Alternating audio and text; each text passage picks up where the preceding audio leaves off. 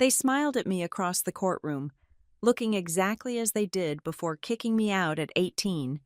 They claimed this was protection, but their eyes only saw $3.8 billion. They did not know my grandfather had left a legal trap designed to shatter them if they took one greedy step. As the lawyer turned the page, my mother shifted, realizing the true shock was not the inheritance, but the proof of who really betrayed whom.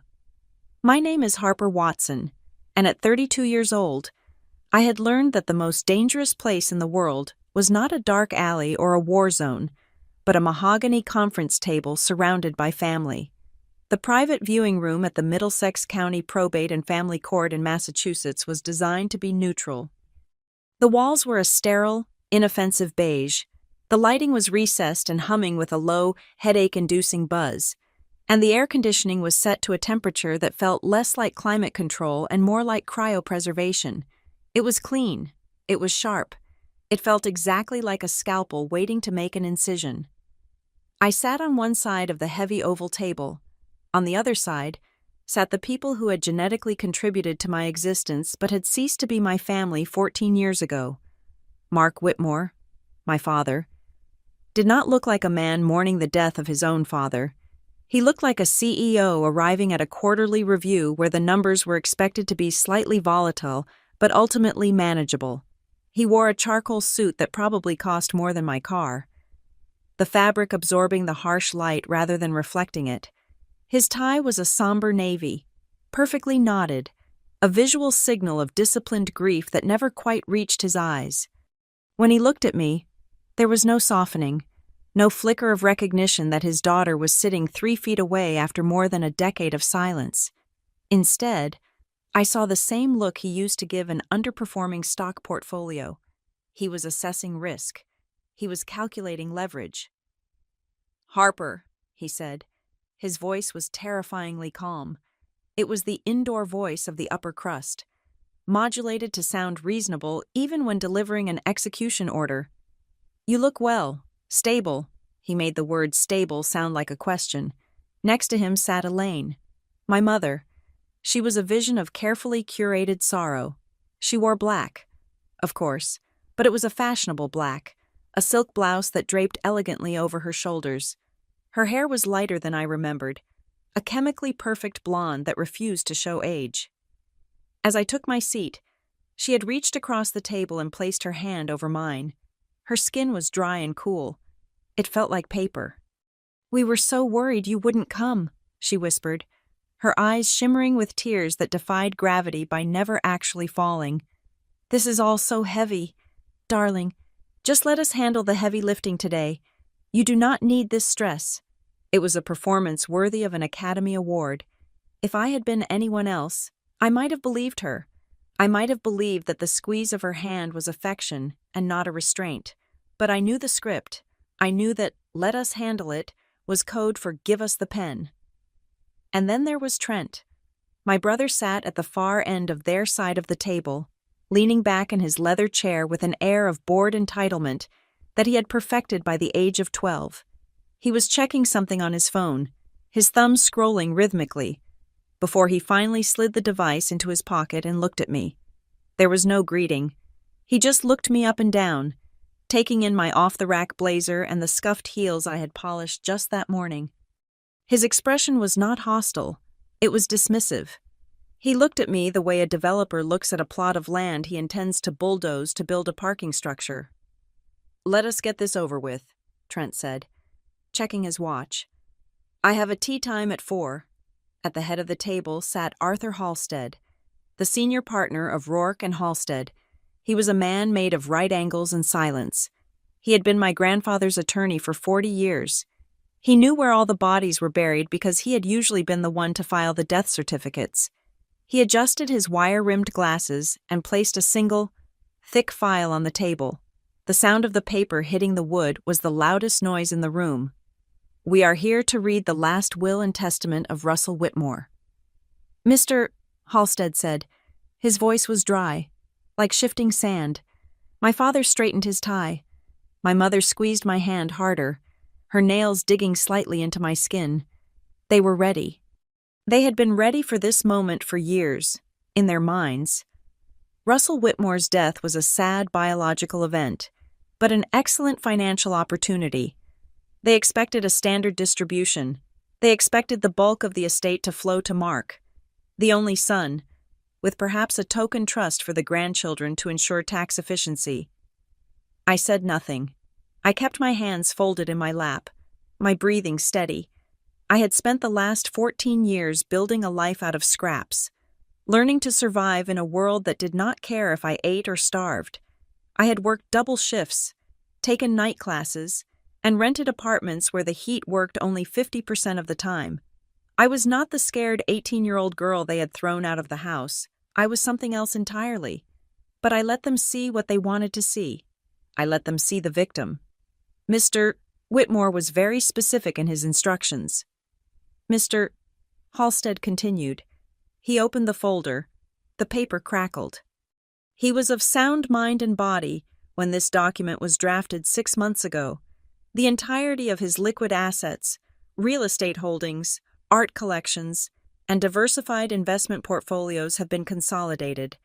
Mark nodded slowly, an impatient gesture urging the lawyer to get to the number.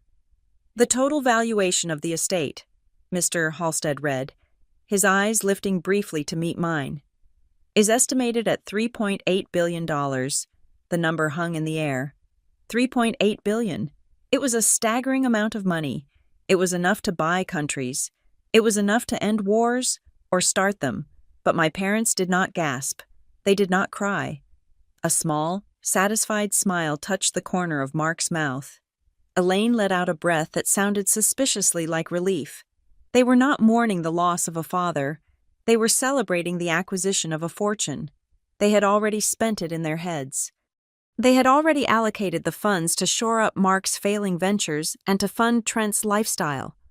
Pursuant to Article 4 of the will, Mr. Halstead said, and here his voice dropped an octave, becoming harder, clearer. The entirety of this estate, including all assets, holdings, and the controlling interest in Whitmore Meridian Holdings, is bequeathed to his granddaughter, Harper Watson. The silence that followed was absolute. It was not the silence of shock. It was the silence of a vacuum, as if all the oxygen had been violently sucked out of the room. Mark's smile froze. It did not fade naturally. It simply stopped working, leaving his face in a grotesque mask of pleasantry that no longer matched his eyes. Elaine's hand on mine went limp, then cold. She pulled it back as if I were suddenly contagious. Trent stopped leaning back. He sat up so fast his chair creaked. "Excuse me," he said. "Read that again." "I do not need to read it again, Trent, Mr. Halstead said, his tone bordering on boredom.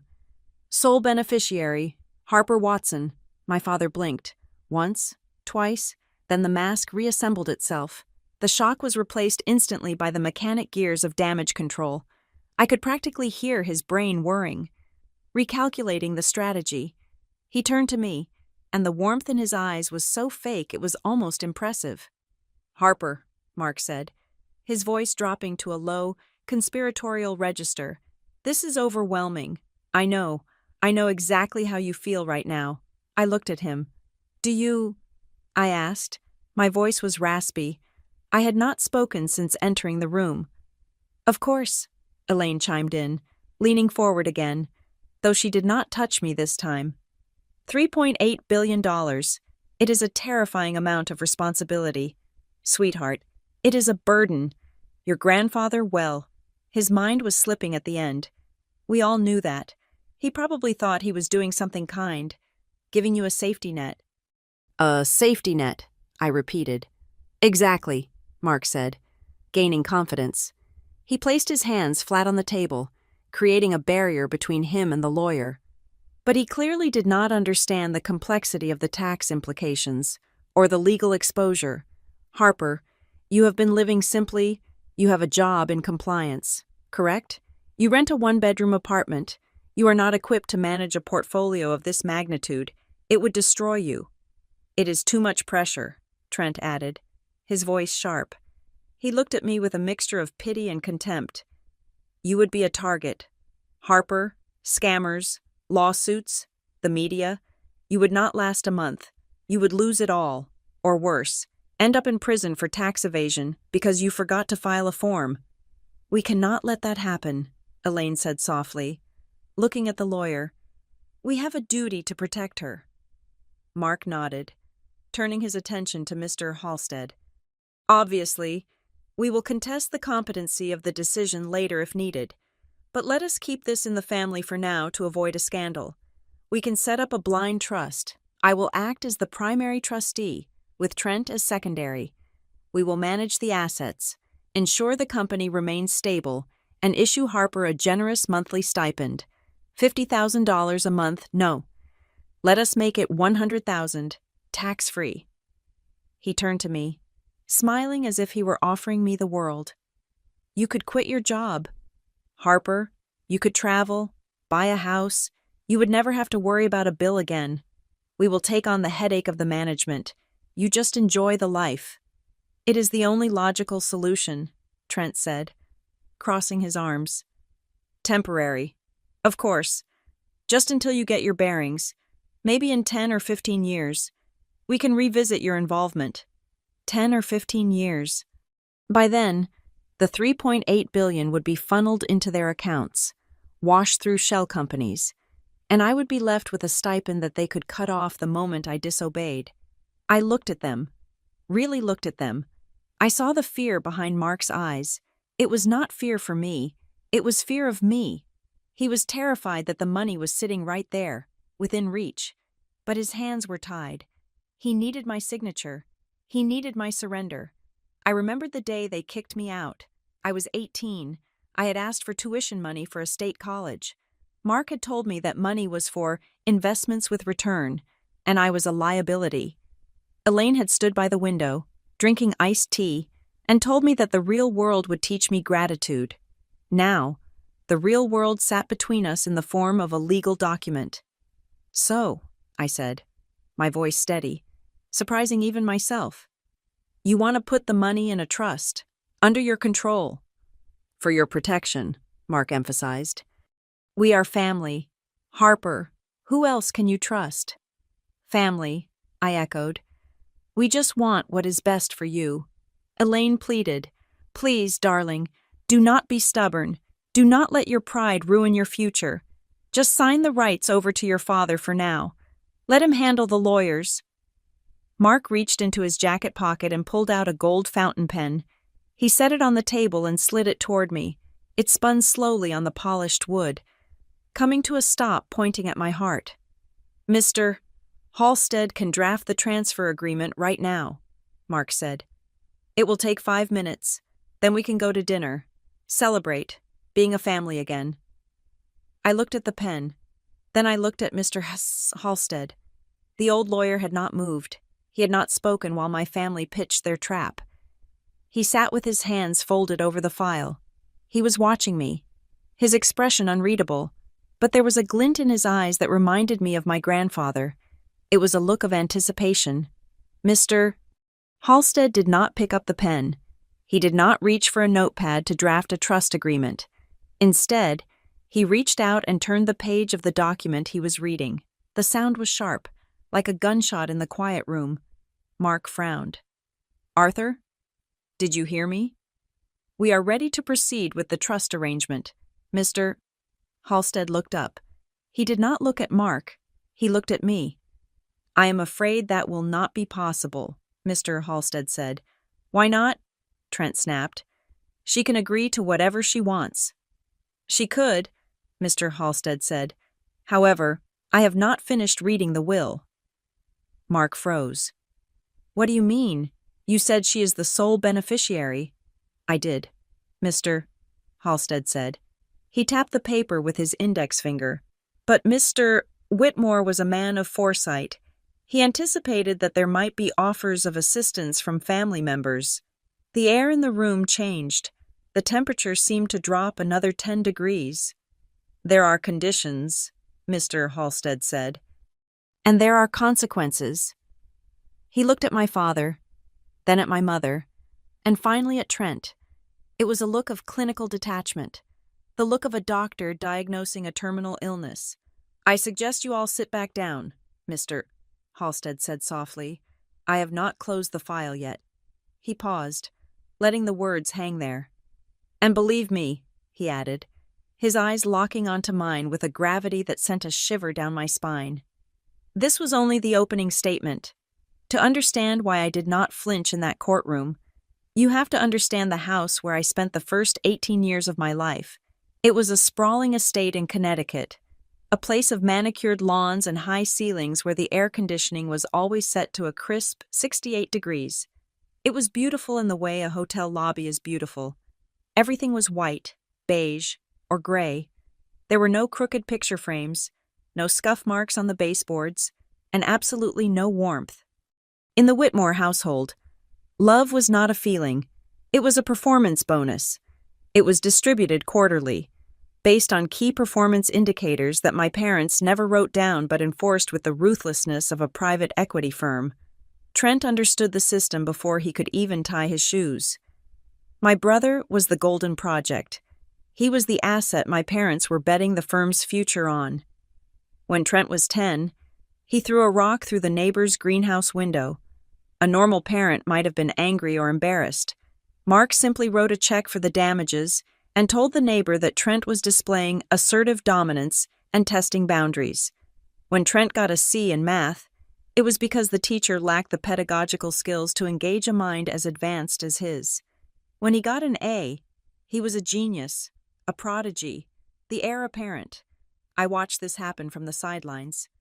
I saw the new cars appear in the driveway for him the moment he turned 16.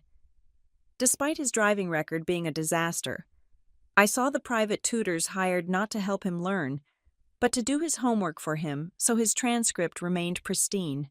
Trent was an investment that had to succeed, even if my parents had to manipulate the market to make it happen. I was different. I was not rebellious.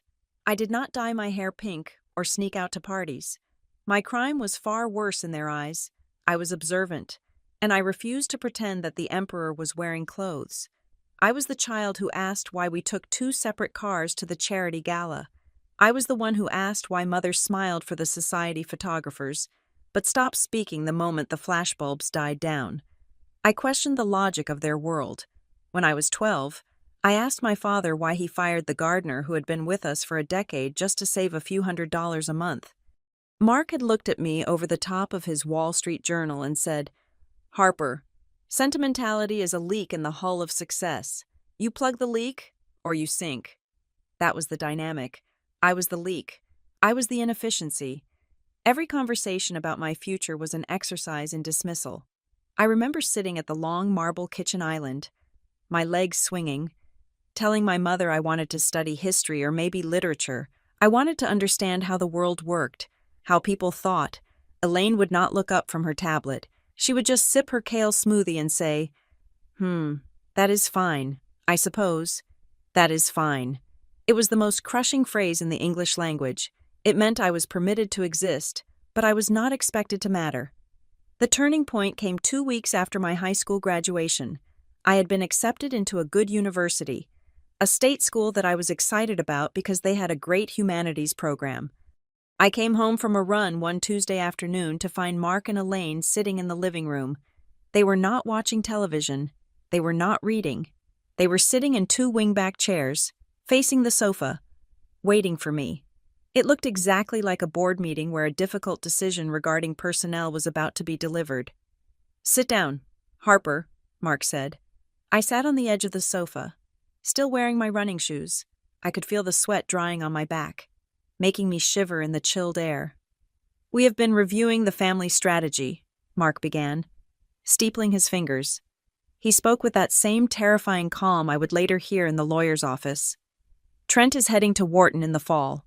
The tuition and the networking costs are substantial. It is a significant capital outlay." "Okay," I said, confused. "That is great for Trent." "We have to prioritize our investments," Elaine added.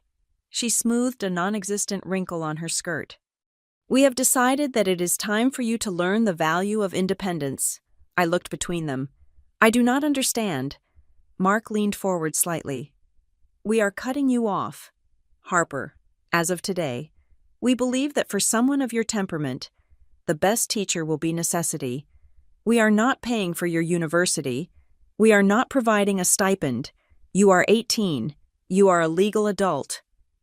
My breath hitched. But Trent, you just bought him a condo near campus. Trent requires a certain environment to flourish, Mark said, his voice hardening. Trent is on a specific track. You have always been adrift. We are doing this for your own good. If you want a life, you need to build it yourself. We are not going to subsidize a lack of ambition. I have ambition, I whispered. I got into college. State college, Elaine noted, her lip curling slightly. It is hardly an asset to the family name. They did not yell. There were no thrown vases or slammed doors. It was a surgical amputation. They had looked at the balance sheet of their family, decided I was a non-performing asset, and liquidated me. You have until the weekend to gather your things, Mark said, checking his watch. I have a conference call in 10 minutes. He stood up and walked out of the room. He did not look back. Elaine gave me a small, tight smile, the kind you give a stranger on an elevator, and followed him. I sat there for an hour, listening to the silence of the house. I realized then that I wasn't being punished for something I did. I was being discarded for who I was. 2 days later, I left. I packed a single suitcase. I took my clothes, a few books, and the old laptop I had used for school. I did not take anything they had given me as a gift, because I knew, instinctively, that those things came with strings I could no longer afford to hold. Walking out of that house felt like walking out of an airlock into deep space. I had no money. I had $0 in my pocket. I had to sell a pearl necklace my mother's mother had given me just to pay the deposit on a room. The room was in a basement in a part of the city my mother would have only seen on the news. It smelled of damp drywall and frying oil from the apartment upstairs. The window looked out onto a brick wall. I slept on a mattress I found on the curb, which I scrubbed with bleach until my hands were raw. The next 4 years were a blur of exhaustion. I did not go to the university I had been accepted to. I could not afford the tuition. Instead, I went to community college at night. During the day, I worked as a waitress at a diner where the tips were mostly coins. I worked inventory at a warehouse, lifting boxes until my back felt like it was on fire. I learned to count every single dollar. I knew exactly how much a carton of eggs cost at 3 different stores. I knew that if I skipped lunch, I could afford the bus fare to get to the library to study. I learned that hunger is not a metaphor. It is a headache that never goes away, and a gnawing hollowness in your stomach that keeps you awake at night. I remember one Christmas Eve, 3 years after I left. I was working a double shift at the diner. It was snowing. Through the window, I saw a family walking by. They looked like my family. The father was in a camel haircoat, the mother in fur, the children looking bored and expensive. I watched them, and I waited for the anger to come. I waited to hate Mark and Elaine. I waited to hate Trent for taking the easy road while I was scrubbing grease off a counter, but the anger did not come. Instead, a cold, hard realization settled in my chest. They did not hate me. Hate implies passion. Hate implies that I mattered enough to provoke an emotional response. They simply did not care. To them, I was a bad stock. You do not hate a stock that drops in value. You just sell it and move on. They had erased me from their lives, not out of malice, but out of efficiency. I was a line item that had been deleted. That realization hurt more than any shouting match ever could. It meant that all those years, when I thought I was part of a family, I was just a guest who had overstayed her welcome. But it also freed me. If I was nothing to them, then I owed them nothing. Every dollar I earned was mine. Every grade I got was mine. Every time I survived another month of rent, it was my victory. I stopped waiting for them to call. I stopped waiting for them to save me. I realized that the only person coming to save Harper Watson was Harper Watson. On the day I finally left that house for the last time, with my suitcase handle digging into my palm, I had paused at the front door. I looked back into the foyer. The The chandelier sparkled in the afternoon sun. The marble floor shone like a frozen lake. It was perfect. It was dead. I stepped out onto the porch. I did not slam the door. Slamming the door is a plea for attention. It is a noise you make when you want someone to chase you. I closed the door gently. The latch clicked into place with a soft, metallic sound. It was barely audible, just a tiny snick of metal against metal. But in the silence of that driveway, as I walked toward the gate without looking back, that soft click echoed like a gunshot. It was the sound of a vault locking. It was the sound of the end. And as I would find out 14 years later in a lawyer's office, it was the sound of the beginning. 3 months after I closed the door on my parents' house, my phone rang. I was sitting on the floor of my basement apartment, counting quarters to see if I had enough for laundry or if I would have to wash my uniform in the sink again. The number on the screen was blocked, but I answered it anyway, mostly out of a desperate hope that it might be a manager from one of the 10 places I had applied to that week. It was not a manager. It was a voice that sounded like gravel grinding against granite. "Be at the front of your building in 40 minutes, the voice said. "A car will pick you up." It was my grandfather, Russell Whitmore. I had not seen Russell in years. In the Whitmore family hierarchy, he was the distant peak of the mountain looming, often obscured by clouds, and unapproachable. He did not come to birthday parties. He did not attend graduations. He existed in the background of our lives as a force of nature, the source of the money that fueled Mark and Elaine's pretenses, but he rarely participated in the theater of it. 40 minutes later, a black sedan idled at the curb. The driver opened the door, and I slid into the back seat, clutching my purse like a shield. We drove out of the city, away from the grime and the noise, toward the quieter, older part of the state, where the driveways were long and the trees were ancient. Russell lived in a house that was the architectural opposite of my parents' pristine white mausoleum. His home was stone and dark wood, covered in ivy that looked like it was slowly trying to consume the structure. It smelled of rain and old paper. Russell was waiting for me in the dining room. He was a small man, physically, but he occupied space in a way that made him seem giant. He had eyes that were the color of steel wool, sharp and entirely devoid of the polite glaze my parents wore. He sat at the head of a long, dark table. There was no fanfare when I entered. He did not hug me. He did not say he missed me. He simply gestured to the chair to his right. "Sit," he said. I sat. A housekeeper placed a plate in front of me. It was roast chicken, potatoes, and green beans. Simple food, hot food. The steam rising from the plate hit my face, and my stomach let out a treacherous growl that echoed in the high-ceilinged room. I flushed, humiliated.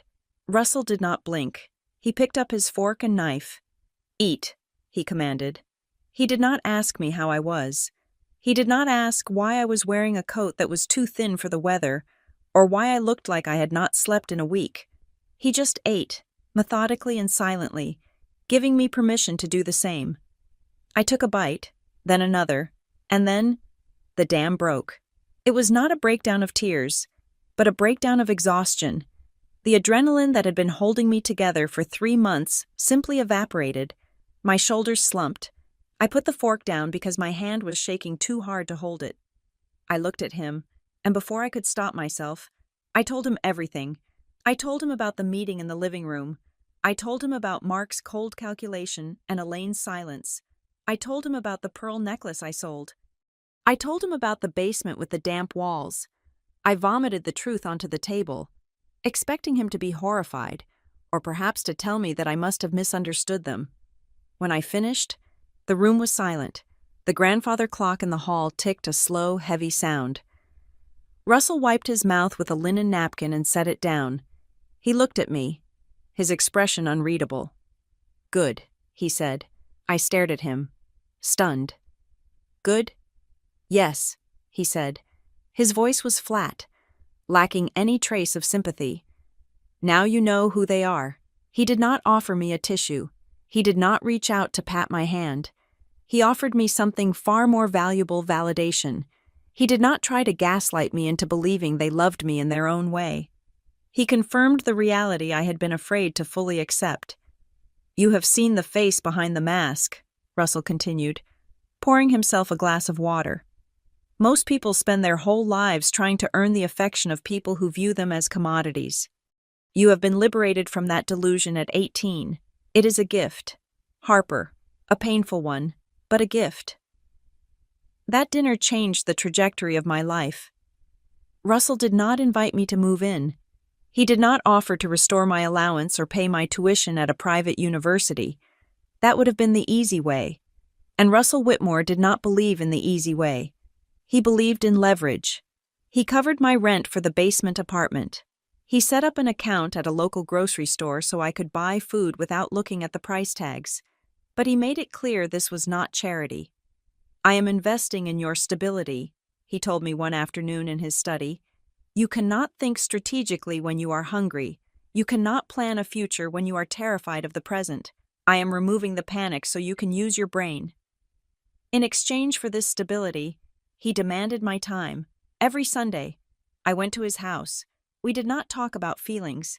We played chess. I hated chess at first. I played emotionally. I wanted to take his pieces. I wanted to win. Russell destroyed me every single time. He would trap my king in 10 moves, his face impassive. "You are reacting," he would say, resetting the board. "You are looking at my hand. Stop looking at the hand. Look at the board. Look at what I am not doing." "I am trying," I would argue. "No," he would counter. "You are projecting what you want me to do. You want me to take that pawn so you can move your knight. But I am not going to take the pawn. I am going to let it sit there until it blocks your own escape route. Never assume your opponent is playing the game you want them to play." Over the years, the lessons seeped into my bones. I stopped looking for the immediate victory. I learned the value of the long game. I learned that sometimes you have to let a bishop die to save the queen. Russell never spoke about Mark or Elaine directly. He never insulted them, but his silence was a verdict. When I mentioned that Trent had crashed another car and Mark had covered it up, Russell would just stare at the chessboard, his jaw tightening slightly. He knew. He saw everything. He saw the waste. He saw the arrogance. And in his silence, I realized that he was not just disappointed in his son. He was done with him. With Russell's guidance, I found my footing. I finished my degree in business administration, graduating at the top of my class, not because I was a genius like Trent was supposed to be, but because I worked harder than anyone else. I landed a job at a firm called Northgate Compliance Group. It was not a glamorous job.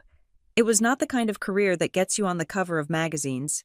My role was to analyze corporate risk, to read the fine print of contracts that were designed to hide liability. I spent my days hunting for the details that everyone else missed. I learned to spot the loopholes, the vague language, the traps buried in paragraph 42. I loved it. It was like chess, but with higher stakes. Russell was proud. In his own way. When I told him I had been promoted to senior analyst, he nodded once. "Compliance," he mused. "Good. You are learning where the bodies are buried. That is where the real power lies. Not in the handshake, but in the paperwork." As the years went by, Russell grew older. His movements slower, but his mind remained a razor. Our Sunday dinners became the anchor of my existence. I was building a modest, quiet life that belonged entirely to me. I had my own apartment above ground this time, and a car that I paid for myself. I owed nothing to anyone, except the loyalty I held for the old man sitting across the chessboard. But as his health began to decline, the tone of our conversations shifted. He started asking me questions that felt hypothetical, almost like scenarios from a textbook. "Harper," he said one evening, moving his rook to threaten my queen. "If a man offers you a shield, but he is holding a dagger behind his back, what do you do?" I frowned, studying the board. "I do not take the shield. I step back." "Wrong," Russell said sharply. "If you step back, he throws the dagger. You take the shield, but you do not lower your guard. You use the shield to break his arm." I looked up at him. His eyes were intense, burning with an urgency I did not understand at the time. Another time, when he was bedridden and I was sitting by his side reading a report from Northgate, he interrupted me. "If they try to manage you," he rasped, his voice weak but clear, "if they try to tell you that you are too young, or too emotional, or too inexperienced to handle power, what will you say?" "I would tell them to go to hell," I said, closing the file. Russell shook his head slowly against the pillow. "No, emotion is a weakness. You do not tell them to go to hell. You let them think you are listening. You let them think they are winning. You let them walk right up to the edge of the cliff, and then you let gravity do the work." I held his hand. It was frail now, the skin translucent. "Grandpa, why are you asking me this? Who are you talking about?" He squeezed my hand with surprising strength. "You know who? They are vultures. Harper. They are circling. They think the carcass is already theirs. They do not know I have given the lion the keys to the kingdom." He pulled me closer, his voice dropping to a whisper. "I have written a script. Harper, I have set the board. But you are the one who has to make the moves. I can give you the pieces, but I cannot move them for you. Promise me something." "Anything," I whispered. "Do not let them make you doubt your own eyes," he said. "When the time comes, they will try to gaslight you. They will try to rewrite history. They will use your own trauma against you. Do not let them. You know who they are. Never forget that." "I won't," I promised. He relaxed then, closing his eyes. "Good. Now, go home. You have work tomorrow at Northgate. Read the contracts. Find the loopholes. Practice." I left him that night with a heavy feeling in my chest. I did not know that it was the last time we would speak properly. I did not know that he was not just giving me advice. He was giving me the rehearsal for the performance of my life. He was preparing me for the courtroom. He was preparing me for the trust document. He knew Mark would try to take control. He knew Trent would call me incompetent. He knew Elaine would play the loving mother. Russell Whitmore had spent the last 10 years playing a game of chess against his own family, and he had just passed the final move to me. I walked out to my car, the night air cool against my face. I looked back at the house, dark and silent against the sky. I did not know about the $3.8 billion then. I did not know about the controlling interest in the company. All I knew was that the only person who had ever truly seen me was fading away, and he had left me with a warning that felt more like a weapon. "Good," his voice echoed in my memory. "Now you know who they are." I got into my car and drove away, unaware that the game had already begun. The phone call that ended the only meaningful relationship I had left in the world did not come in the middle of the night. It came at 10 in the morning, on a Tuesday, while I was reviewing a compliance audit for a mid-sized pharmaceutical company. My phone buzzed against the hard laminate of my desk. When I saw the name of Russell's private physician, the world around me seemed to stop spinning. He was gone. It was a heart attack. Quick, massive, painless. Or so the doctor assured me. I did not scream. I did not collapse. I simply thanked the doctor, hung up the phone, and stared at the blinking cursor on my computer screen for a long time. The grief did not hit me like a wave. It settled over me like a heavy, suffocating blanket. Russell had been my silent anchor. In a sea of sharks, he had been the only solid ground I had ever known. He was the only person who looked at me and saw Harper. The person, not Harper. The failed investment. For the next 3 days, I moved through life like a ghost. I went to work because I did not know what else to do. I sat in my apartment and stared at the empty chair where he would never sit. I did not expect an inheritance. The thought never even crossed my mind. The Whitmore money was a poison I had built an immunity to by staying far away from the source. If I hoped for anything, it was small, sentimental. Maybe he had left me the ivory chess set we used to play with on Sundays. Maybe a letter. Maybe just a note saying he was proud of me. I wanted a piece of him to hold on to, something that proved I had existed in his world. Then came the summons. Arthur Halstead, the attorney, contacted me with a formal politeness that chilled my blood. The reading of the will was scheduled for Friday at the offices of Rourke and Halstead. Attendance was mandatory. I arrived 15 minutes early. The law firm was located in a glass tower downtown, the kind of building designed to make you feel small before you even stepped into the elevator. I wore my best suit, a navy blue blazer and matching trousers I had bought on sale 2 years ago. It was professional, crisp, and completely inadequate for the battlefield I was about to enter. When the receptionist led me into the main conference room, I realized I had walked into a trap. They were already there. Mark, Elaine, and Trent were seated along one side of the massive mahogany table. They looked immaculate. Mark was wearing a bespoke suit that probably cost more than my car. Elaine was draped in black silk, wearing pearls that caught the light, looking less like a widow mourning a father-in-law and more like a socialite attending a fundraising gala for a tragic cause. Trent sat with one ankle resting on his knee, scrolling through his phone, looking bored. The moment I stepped in, the atmosphere shifted. It was as if the air conditioning had been turned down to freezing. Elaine was the first to move. She stood up and floated toward me, her arms open. It was a performance. I could see the calculation in her eyes, checking to see if the lawyer was watching. "Harper," she breathed, enveloping me in a cloud of expensive perfume. "Oh, you poor thing. You look exhausted." She pulled back, her hands gripping my shoulders. Her grip was tight, possessing. "I told Mark we should have sent a car for you. This is all so much. You must be in shock. Just let Mom handle everything today. Okay? You do not need to worry about a single thing." I gently removed her hands from my shoulders. "I am fine, Mother." "She is clearly not fine," Mark said from the table. He did not stand up.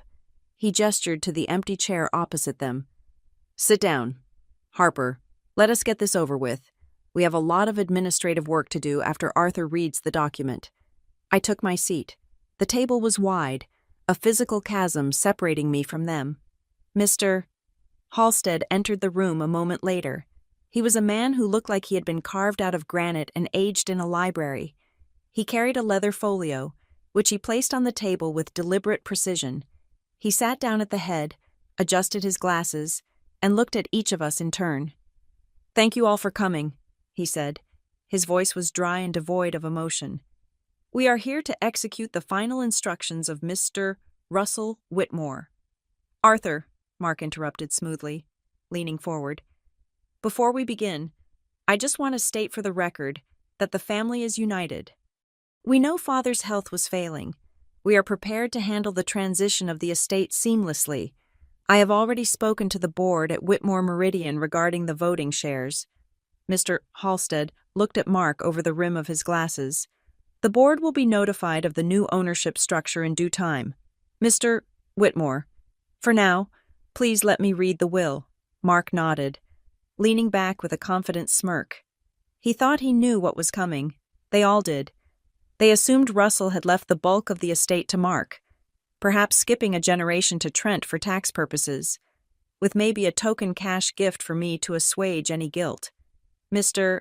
Halstead opened the folio. "I, Russell Whitmore, being of sound mind," he began. I tuned out the legal boilerplate. I was watching my family.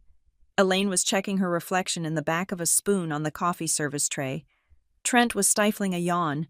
Mark was tapping his finger on the table, impatient to get to the numbers. Then, Mr. Halstead got to the assets. "To my son, Mark Whitmore, and my daughter-in-law, Elaine Whitmore, I leave my collection of vintage automobiles and the vacation property in the Hamptons." Mark frowned slightly. That was a fraction of the estate. "To my grandson, Trent Whitmore, I leave the sum of $5 million. Trent's head snapped up. $5 million? That is it. That does not even cover my capital calls for the next 2 quarters. "Silence," Mr. Halstead commanded. He did not look up from the paper. "As for the remainder of my estate," Mr. Halstead continued, his voice steady, "including the entirety of my liquid assets, my investment portfolios, my real estate holdings in New York, London, and Tokyo, and the controlling 51% stake in Whitmore Meridian Holdings, total valuation estimated at $3.8 billion. The room went deathly silent. Mark stopped tapping his finger. Elaine froze. I bequeath this entirety, Mr. Halstead read, to my granddaughter, Harper Watson. For 3 seconds, nobody breathed. Then, the explosion happened. Not a shouting match, but a sudden, frantic realignment of reality. Mark let out a short, sharp laugh. Well, that is unexpected, but obviously, Father was making a point. He turned his gaze on me. It was the same look a wolf gives a wounded deer. Harper, $3.8 billion. My God. It is absurd, Trent muttered, staring at me with open hostility. She rents a 1-bedroom apartment. She drives a 10-year-old sedan. Giving her that kind of capital is not a gift. It is a weapon. She will blow it or get scammed in a week. $3.8 billion is not a joke. Harper. Trent is right, Elaine said, her voice trembling with faux concern. Harper, darling, look at you. You are shaking. This is too much pressure. Your grandfather, he loved you, but he was clearly not thinking about the practicalities. You cannot run a conglomerate. You work in compliance, for heaven's sake. I do, I said quietly. I assess risk. Mark waved his hand dismissively. Exactly. You look at paperwork. You do not steer the ship. But listen, do not panic. We are here. We are not going to let you drown. He stood up and began to pace, his confidence returning as he formulated a plan. Here is what we do. Arthur, draw up a trusteeship immediately. I will serve as the executor and primary trustee. We will place the assets in a blind trust to protect Harper from liability. We will give her a generous allowance, enough to buy a nice house, travel, whatever she wants, but the voting rights and the capital management remain with the adults. I am 32, I said. I am an adult. You are inexperienced, Mark shot back, his mask slipping just a fraction. This is finance. Harper, this is sharks and blood in the water. You would be eaten alive before lunch. We are doing this to protect you. It is the only way, Trent added, leaning across the table. You sign the papers. Harper, you take the cash and you go live your little life. Leave the heavy lifting to us, unless you want to destroy everything grandfather built. They were not shocked that I got the money. They were arrogant enough to believe that ownership was just a technicality. They believed that because I was quiet, I was weak. They believed that because I had walked away 14 years ago, I would walk away now. They saw me as a conduit, a temporary vessel for the money before it flowed back to its rightful owners them. Mr. Halstead cleared his throat. It was a dry, scratching sound. Mr. Whitmore, the lawyer said, I believe you are premature in your planning. Premature, Mark scoffed. I am being pragmatic. She cannot handle this. We are the family. We are taking control. Draft the papers. Arthur. Mr. Halstead did not reach for a pen. He did not look at his legal pad. Instead, with a slow, deliberate movement that seemed to take an hour, he reached for the top corner of the document he was reading. Crinkle. The sound of the page turning was crisp and loud in the silent room. Mark stopped pacing. Arthur, what are you doing? I gave you an instruction. You have no authority to give me instructions. Mark, Mr. Halstead said, his voice dropping to a register that was pure steel. And I have not finished reading the will. What else could there be? Elaine asked, her voice shrill. He gave her everything. We are just trying to fix the mess. Mr. Halstead looked up. His eyes met mine. There was a flicker of something in them, a shared secret, a spark of the old man's fire. Russell anticipated that you would offer to fix the mess, Mr. Halstead said. He anticipated that you would try to establish a trust. He anticipated that you would claim Harper was incompetent. Trent let out a nervous laugh. Okay, so the old man was paranoid. So what? Mr. Halstead smoothed the new page flat with his hand. There are additional clauses. Mr. Halstead said softly. specific conditions regarding the administration of the estate and the conduct of the family members. He looked at Trent, then at Mark. And I suggest you listen very carefully, the lawyer added, because these next paragraphs determine whether you leave this room with your $5 million and your Hamptons house, or if you leave with absolutely nothing. Trent's smirk vanished. It didn't fade. It was extinguished, like a light bulb shattering. The arrogance drained out of Mark's face, replaced by a sudden, dawning horror. "Read it," I said. It was the first time I had given an order in that room. Mr. Halstead adjusted his glasses and began to read. The movement was small, precise, and terrifyingly calm against the backdrop of my family's rising panic. He did not look at Mark, whose face had flushed a deep, unhealthy crimson. He did not look at Elaine, who was gripping her pearl necklace as if it were a rosary. He looked only at the document before him, treating the words with the reverence of a holy text. Article 7, Section B, Mr. Halstead read, his voice filling the room like cement pouring into a foundation. The anti-interference protocol. The what? Trent snapped. That is not a legal term. It is a term defined within this instrument. Mr. Halstead replied without looking up. I quote, I, Russell Whitmore, being aware of the predatory nature of corporate governance and familial pressure, hereby stipulate that the inheritance of Harper Watson is conditional upon her absolute and autonomous control. Any attempt by Mark Whitmore, Elaine Whitmore, or Trent Whitmore to assume guardianship, power of attorney, or conservatorship over Harper Watson, or to place these assets into a trust not solely created and managed by Harper Watson herself, shall be interpreted as a direct violation of my wishes. Mark slammed his hand on the table. The sound echoed violently, making the water pitcher rattle. This is insane. You cannot legislate family concern. We are her parents. If she is incapable of managing $3.8 billion, the court has a duty to intervene. Mr. Halstead looked up then. He removed his glasses slowly. Russell anticipated you would say exactly that, Mark, which brings us to the mirror clause. The mirror clause, Elaine whispered, the color draining from her face. She looked like she was about to faint, but I knew she was calculating the odds. It is a triggered mechanism. Mr. Halstead explained, his tone conversational, as if he were explaining the weather. Russell spent the last 5 years of his life documenting the internal operations of the family and the business. He compiled a dossier, bank transfers, emails, recorded conversations, and unauthorized uses of his personal credit lines. He tapped a thick, red-sealed envelope that had been sitting on the corner of his desk, unnoticed until now. This is the mirror file, Halstead said.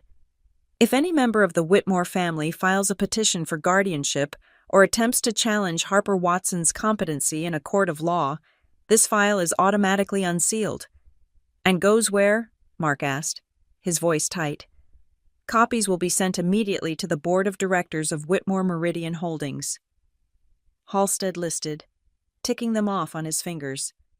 The Securities and Exchange Commission, the Internal Revenue Service, and, of course, the District Attorney's Office for the Southern District of New York. The silence that followed was absolute. It was the silence of a bomb that had landed but had not yet detonated. Mark stared at the red envelope. I saw a bead of sweat trickle down his temple. I did not know what was in that file, but judging by the look in my father's eyes, it was enough to bury him. This is blackmail, Trent hissed, standing up. You are blackmailing us from the grave. It is not blackmail, Trent, Halstead corrected gently. It is a deterrent.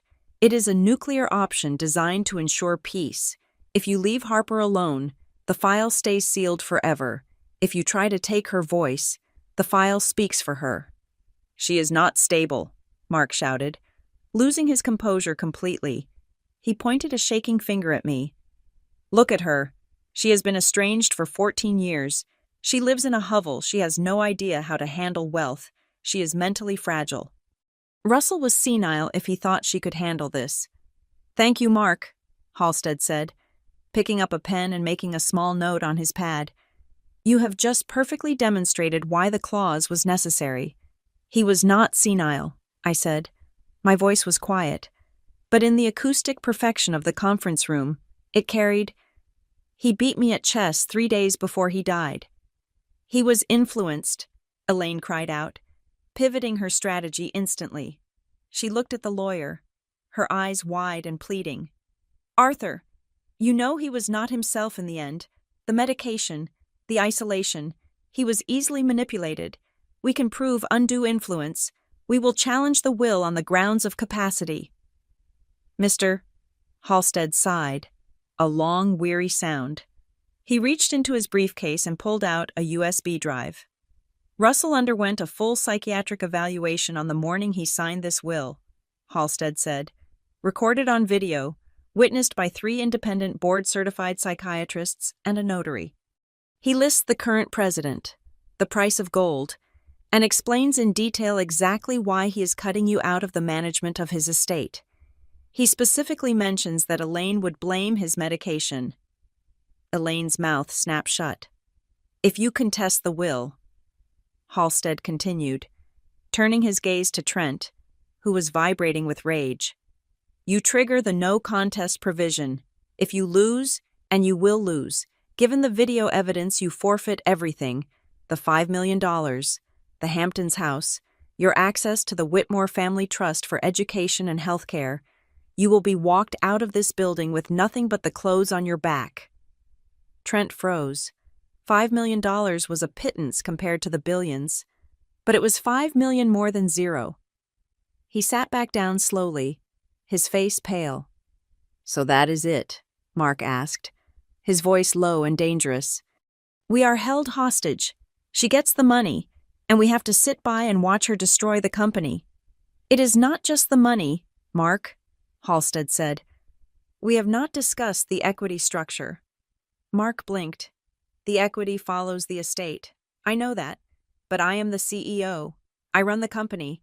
She might own the shares, but I control the board." Mr. Halstead turned the page again. "Article 9, he read. "Regarding the governance of Whitmore Meridian Holdings, Russell Whitmore hereby transfers his Class A supervoting shares solely to Harper Watson." Mark looked like he had been punched in the gut. "No, that is impossible. Class A shares have 10-to-1 voting rights. That gives her 51% of the voting power," Halstead finished. "Harper Watson is not just the owner of the assets. Mark, she is the controlling shareholder. She can dissolve the board. She can veto mergers. And by effectively immediately, she is your boss." The room spun. I gripped the armrests of my chair to keep from floating away. I owned the company. The company Mark had sacrificed his marriage, his children, and his soul to climb to the top of. Mark stared at me. For the first time, there was no condescension in his eyes. There was only fear, pure, unadulterated fear. He realized that the daughter he had discarded like a broken toy now held the power to fire him. "Harper," Mark said. His voice was unrecognizable. It was soft, desperate. "Harper, listen to me. You do not know the business. The merger with Asian Pacific Logistics is next week. If you signal instability, the stock will crash. You need me. You need my guidance." "We can help you," Elaine added, leaning in, though she was careful not to touch me this time.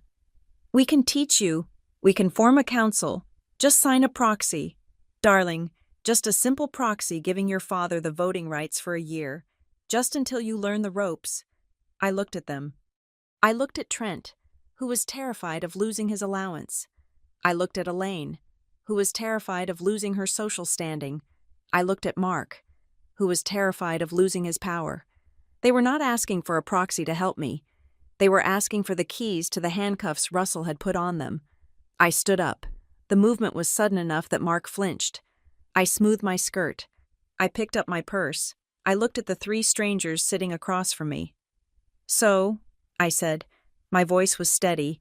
It sounded like Russell's voice. "Let me understand this clearly. You want me to sign a proxy?" "Yes," Mark breathed, seeing a glimmer of hope.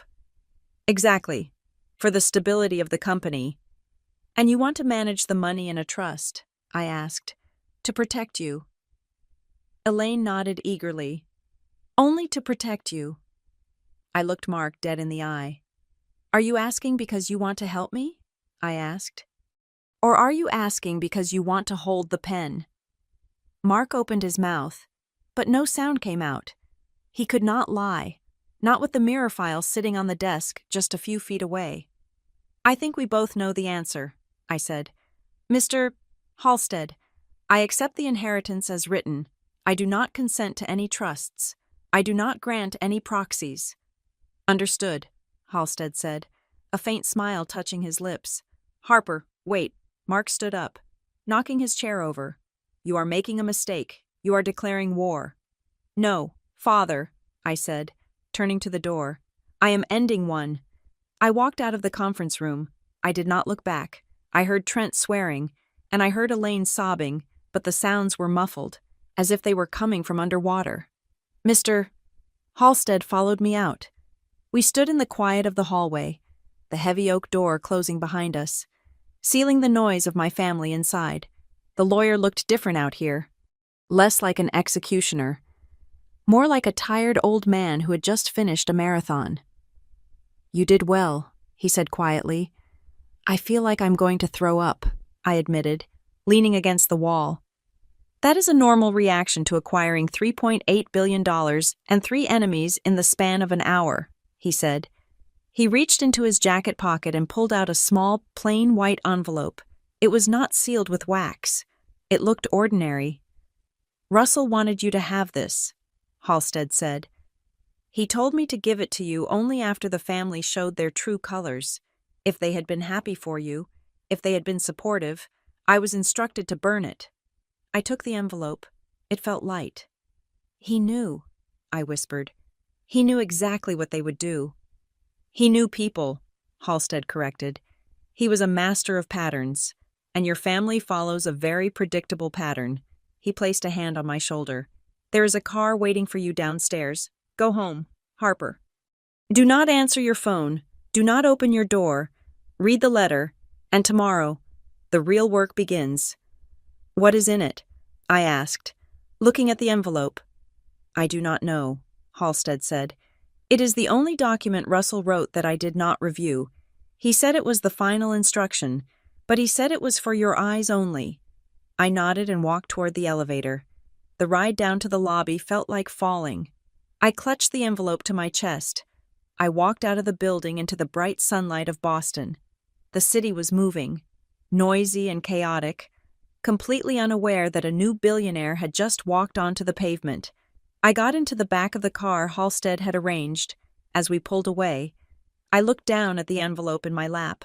On the front, in Russell's shaky, spidery handwriting, were 3 words: open when alone. I took a deep breath. My hands were trembling, but not from fear. I was trembling because for the first time in my life, I held a weapon that my family could not take away from me.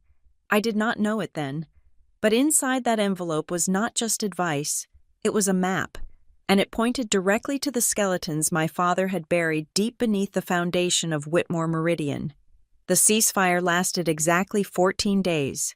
I spent those 2 weeks inside my apartment, surrounded by boxes of files Russell had left me, trying to map the labyrinth of his empire. I felt like a student cramming for an exam that would determine whether I lived or died. I ignored the news. I ignored the stock ticker.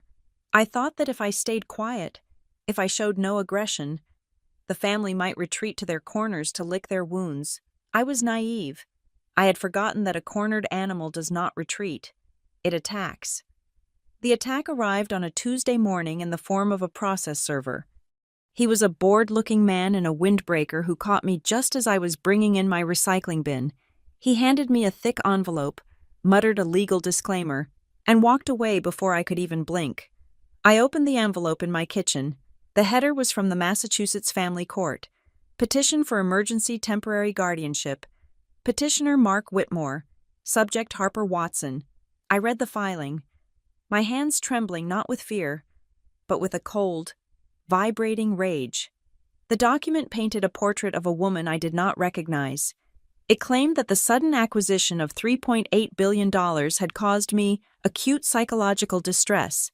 It cited my history of isolation and estrangement from support systems as evidence that I was susceptible to manipulation by unscrupulous third parties. It argued that I lacked the executive capacity to manage complex assets and that, for my own safety, the court should appoint a temporary guardian to oversee the estate while I underwent a mandated wellness evaluation. The guardian they suggested was, of course, Mark Whitmore. They were not trying to take the money away from me directly. That would trigger the mirror clause. Instead, they were trying to take me away from the money. They were trying to declare me mentally unfit, effectively turning me into a child in the eyes of the law. I called Arthur Halstead immediately. "I have the papers," he said before I could speak. His voice was clipped. "They are trying to thread a needle. Harper, they are arguing that this is not a contest of the will, but a protective measure for a beneficiary in crisis. It is a desperate move, but a dangerous one." "It is a lie," I said. "It is a narrative," Halstead corrected. "And unfortunately, they are already selling it to the public." I turned on the television. I did not own a cable subscription, but I pulled up the local news stream on my laptop. There was my mother. Elaine was standing at a podium at the Beacon Hill Charity Gala. She looked stunning in emerald green, the picture of maternal grace. She was not speaking about the charity. She was answering a reporter's question about the rumors regarding the Whitmore estate. "We are just asking for privacy right now," Elaine said, her voice catching perfectly in her throat. She dabbed her eye with a tissue. "Our daughter. She is overwhelmed. Who wouldn't be? Imagine being thrust into this spotlight after living such a quiet, fragile life. We just want to bring her home. We just want to make sure she is safe until she is herself again." It was masterful. She did not say I was crazy. She said I was fragile. She framed their greed as a rescue mission. Simultaneously, the financial blogs began to light up. I watched the headlines scroll by on my screen. "Is the Whitmore heir up to the task?" Sources say. "New billionaire is reclusive and over her head. Investors worry about leadership vacuum at Whitmore Meridian." Trent. This had Trent's fingerprints all over it. He was leaking blind items to his contacts on Wall Street.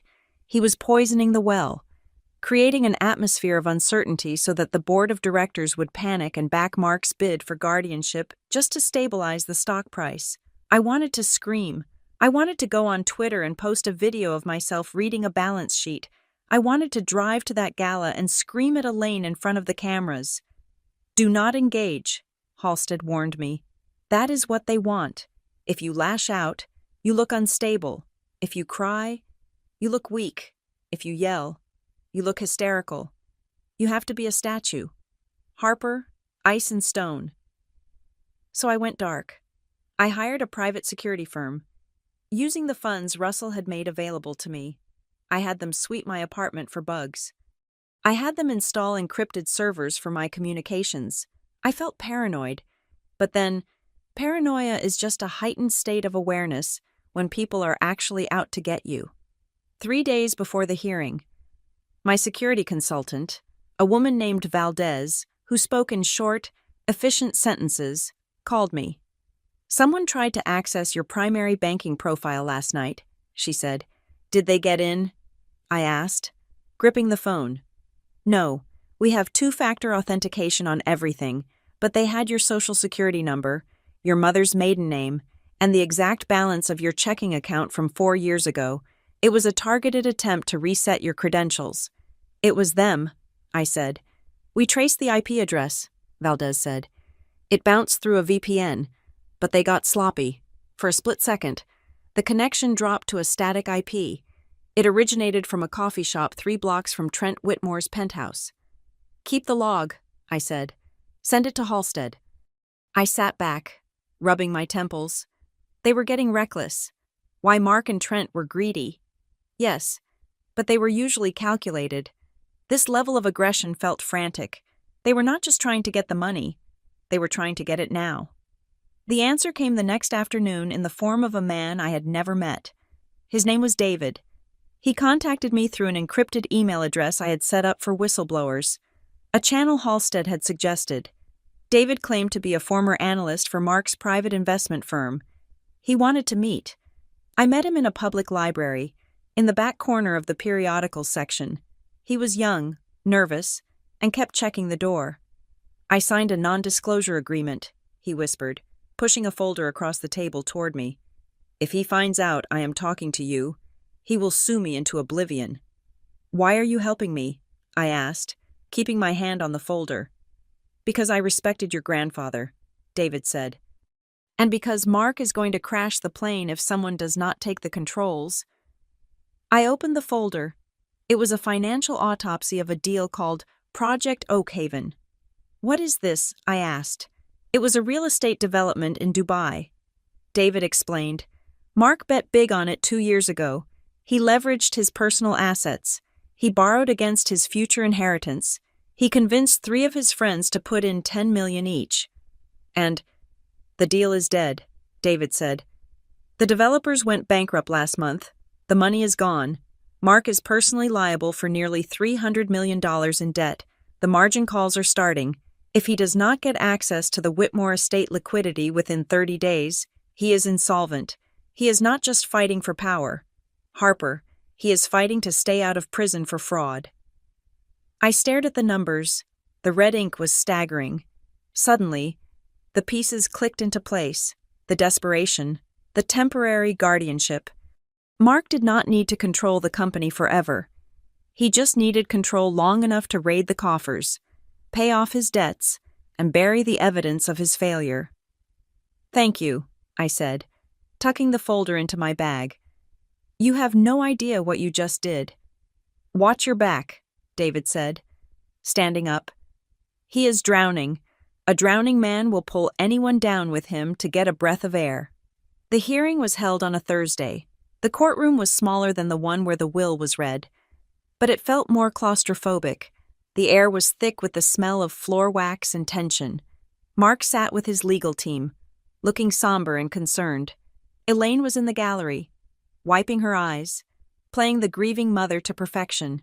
Trent was absent, presumably busy shredding documents or leaking more lies. Mark's lawyer, a man named Sterling who had a smile like a razor blade, stood up first. Your Honor, Sterling began, his voice smooth and persuasive. This is a tragedy. We have a young woman, Harper Watson, who has lived a life of obscurity. Suddenly, she is burdened with an empire. We have affidavits from family friends stating she has been withdrawn. We have reports that she has barricaded herself in her apartment. She refuses to speak to her parents. These are signs of a mental break. Mr. Whitmore is simply asking for a temporary conservatorship to ensure the assets and his daughter are protected until she stabilizes. The judge, a stern woman with gray hair, looked at me. I sat next to Halstead, my hands folded on the table. I wore a gray suit. I wore no makeup. I looked boring. I looked boringly sane. Ms. Watson, the judge said, do you have a response? I nodded to Halstead. He stood up. Your Honor, Halstead said, we do not deny that Ms. Watson has been cautious. However, caution is not insanity. In the world of high finance, caution is a survival trait. The petitioner claims she is being manipulated. Sterling interrupted. That she is isolated. She is isolated because she is under siege, Halstead countered, and we have evidence to prove that the concern shown by the petitioner is nothing more than a predatory attempt to bypass the conditions of the decedent's will. Halstead walked to the bench and handed over a binder. Exhibit A, Halstead said. An email chain between Mark Whitmore and his public relations firm, dated 3 days after the funeral. Subject line, narrative control. In this email, Mr. Whitmore instructs the firm to, and I quote, paint her as overwhelmed and fragile. He asks for talking points to use at charity events. I watched Mark's spine stiffen. Elaine stopped dabbing her eyes. Exhibit B, Halstead continued, his voice rising slightly. A text message sent from Trent Whitmore to a member of the Whitmore Meridian Board of Directors. It reads, do not worry about the girl. She is a temporary obstacle. We will have the signature power back in a month. The judge flipped through the binder, her eyebrows lifting. And finally, Halstead said, dropping the bomb David had given me, Exhibit C, a forensic accounting of Mark Whitmore's personal liabilities. It appears the petitioner is currently facing $300 million in immediate debt obligations. A guardianship would give him access to the very funds he needs to save himself from bankruptcy. Objection, Sterling shouted, jumping up. That is irrelevant. My client's personal finances have nothing to do with his daughter's mental health. It goes to motive, Your Honor, Halstead said calmly. They are not trying to save her. They are trying to loot her. The judge looked at Mark. He was pale, his composure cracking. He looked like the drowning man David had described. Mr. Sterling, the judge said, her voice icy. This court is for family matters, not corporate raids. If these documents are authentic, your client has come dangerously close to committing perjury regarding his motivations. They are contextual, Sterling stammered. They are damning, the judge corrected. The petition for temporary guardianship is denied.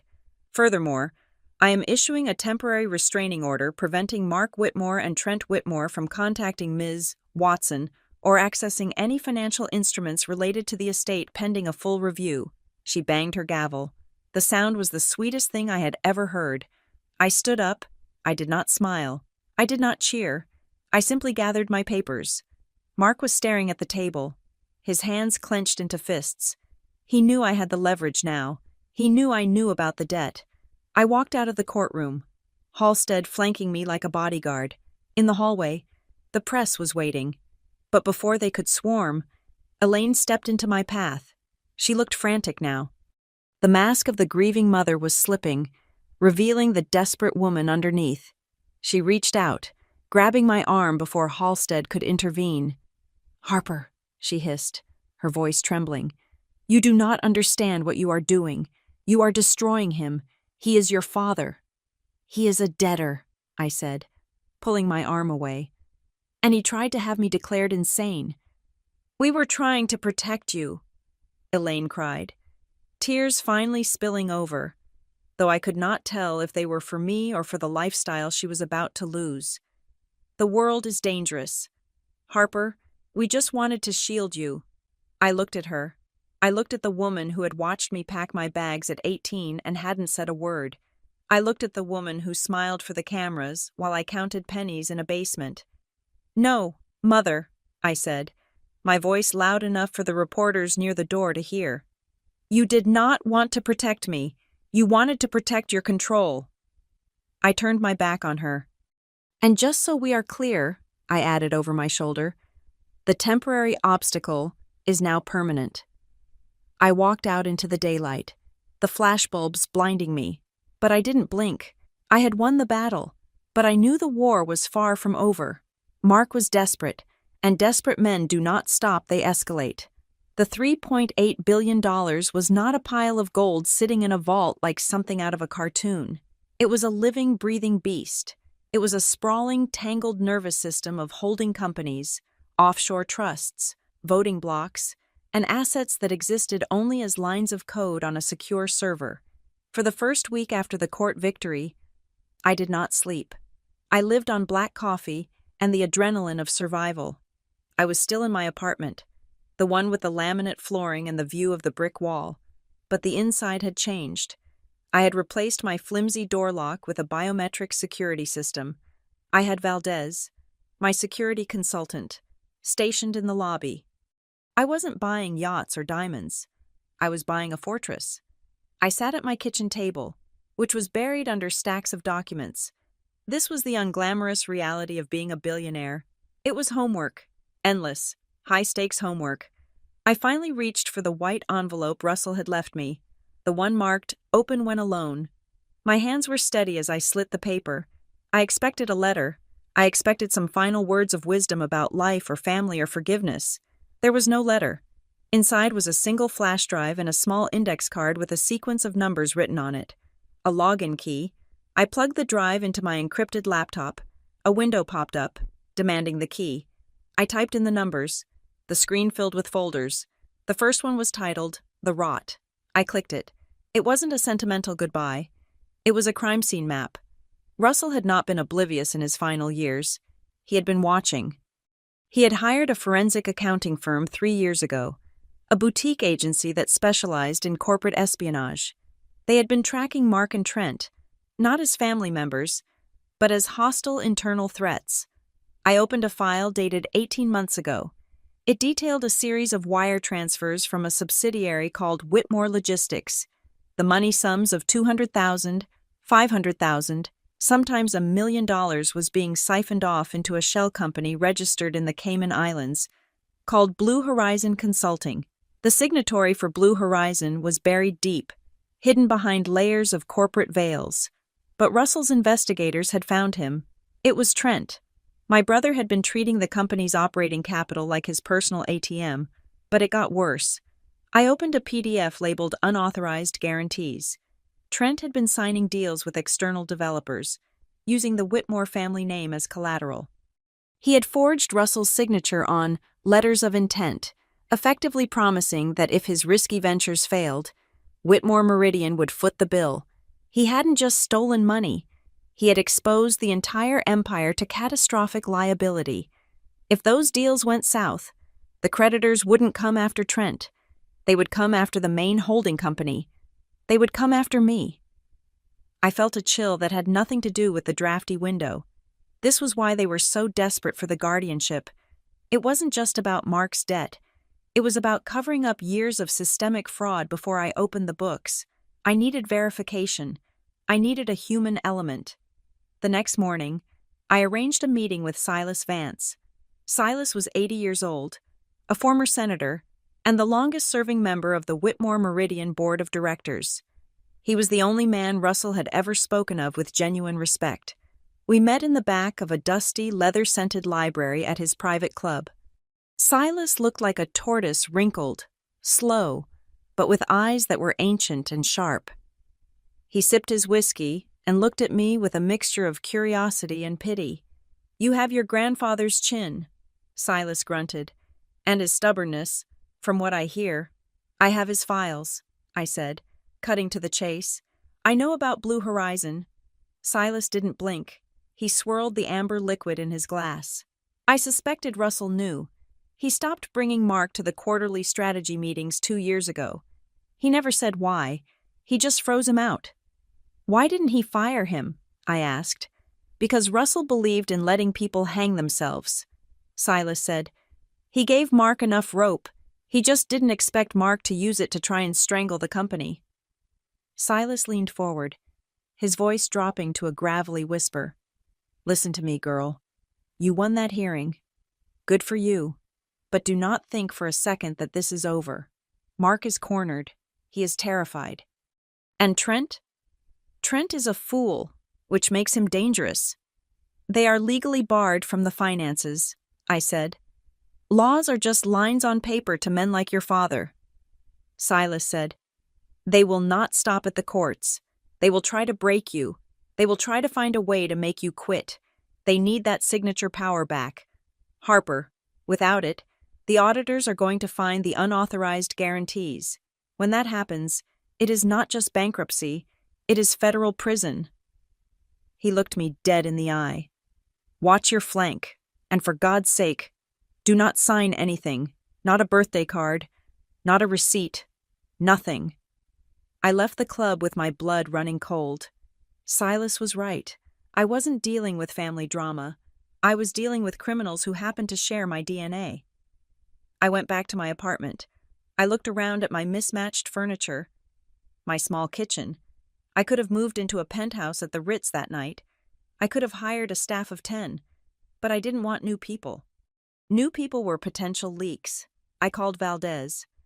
"I need 24-hour coverage, and I need a background check on everyone who has cleaned this building in the last 5 years." "Done," Valdez said. She didn't ask why. That was why I paid her. Then, the phone rang. It was my mother. "Harper," Elaine said. Her voice was soft, devoid of the frantic energy she had shown outside the courthouse. "Please, don't hang up." I held the phone away from my ear for a second. Looking at it, Russell's training kicked in. "Listen to what they want you to do." Then look at what they are afraid of. What do you want? Mother, I asked. I want to apologize, she said. The court hearing it got out of hand. Your father was panic-stricken. We all were. We handled it wrong. We pushed you when we should have supported you. You tried to have me committed, I said flatly. I know, she whispered, and I will regret that for the rest of my life. But Harper, we are a family. We are all hurting. I just want to see you. No lawyers, no Mark, no Trent, just you and me. Mother and daughter, please. I paused. My instinct was to tell her to go to hell, but then I remembered the Blue Horizon file. I remembered Silas's warning. They are desperate. If I refused, they would keep plotting in the dark. If I accepted, I could look her in the eyes and see exactly how terrified they were. Dinner, I said. Tonight, 7 o'clock, at the Avery? The Avery is lovely, she said, her relief audible. Thank you. Harper, thank you. The Avery was neutral ground expensive, public, and busy. I arrived 5 minutes late on purpose. Elaine was already at a corner table. She was wearing a beige cashmere cardigan, looking softer, older, less armored than usual. She had ordered a bottle of white wine but hadn't touched it. When I sat down, she reached for my hand. I let her take it for a second before pulling back to place my napkin in my lap. You look tired, she said, her eyes scanning my face. I am working, I said. It turns out running a conglomerate takes more than just cashing checks. I know, she said quickly. That is what worries me. It is so much for one person. Your grandfather, he was a machine. You are human. Harper. We ordered. We made small talk. She asked about my apartment. She asked if I was seeing anyone. It was a surreal pantomime of a normal mother-daughter dinner, performed over a plate of $30 risotto. Then, the coffee arrived, and the performance shifted gears. Elaine reached into her purse.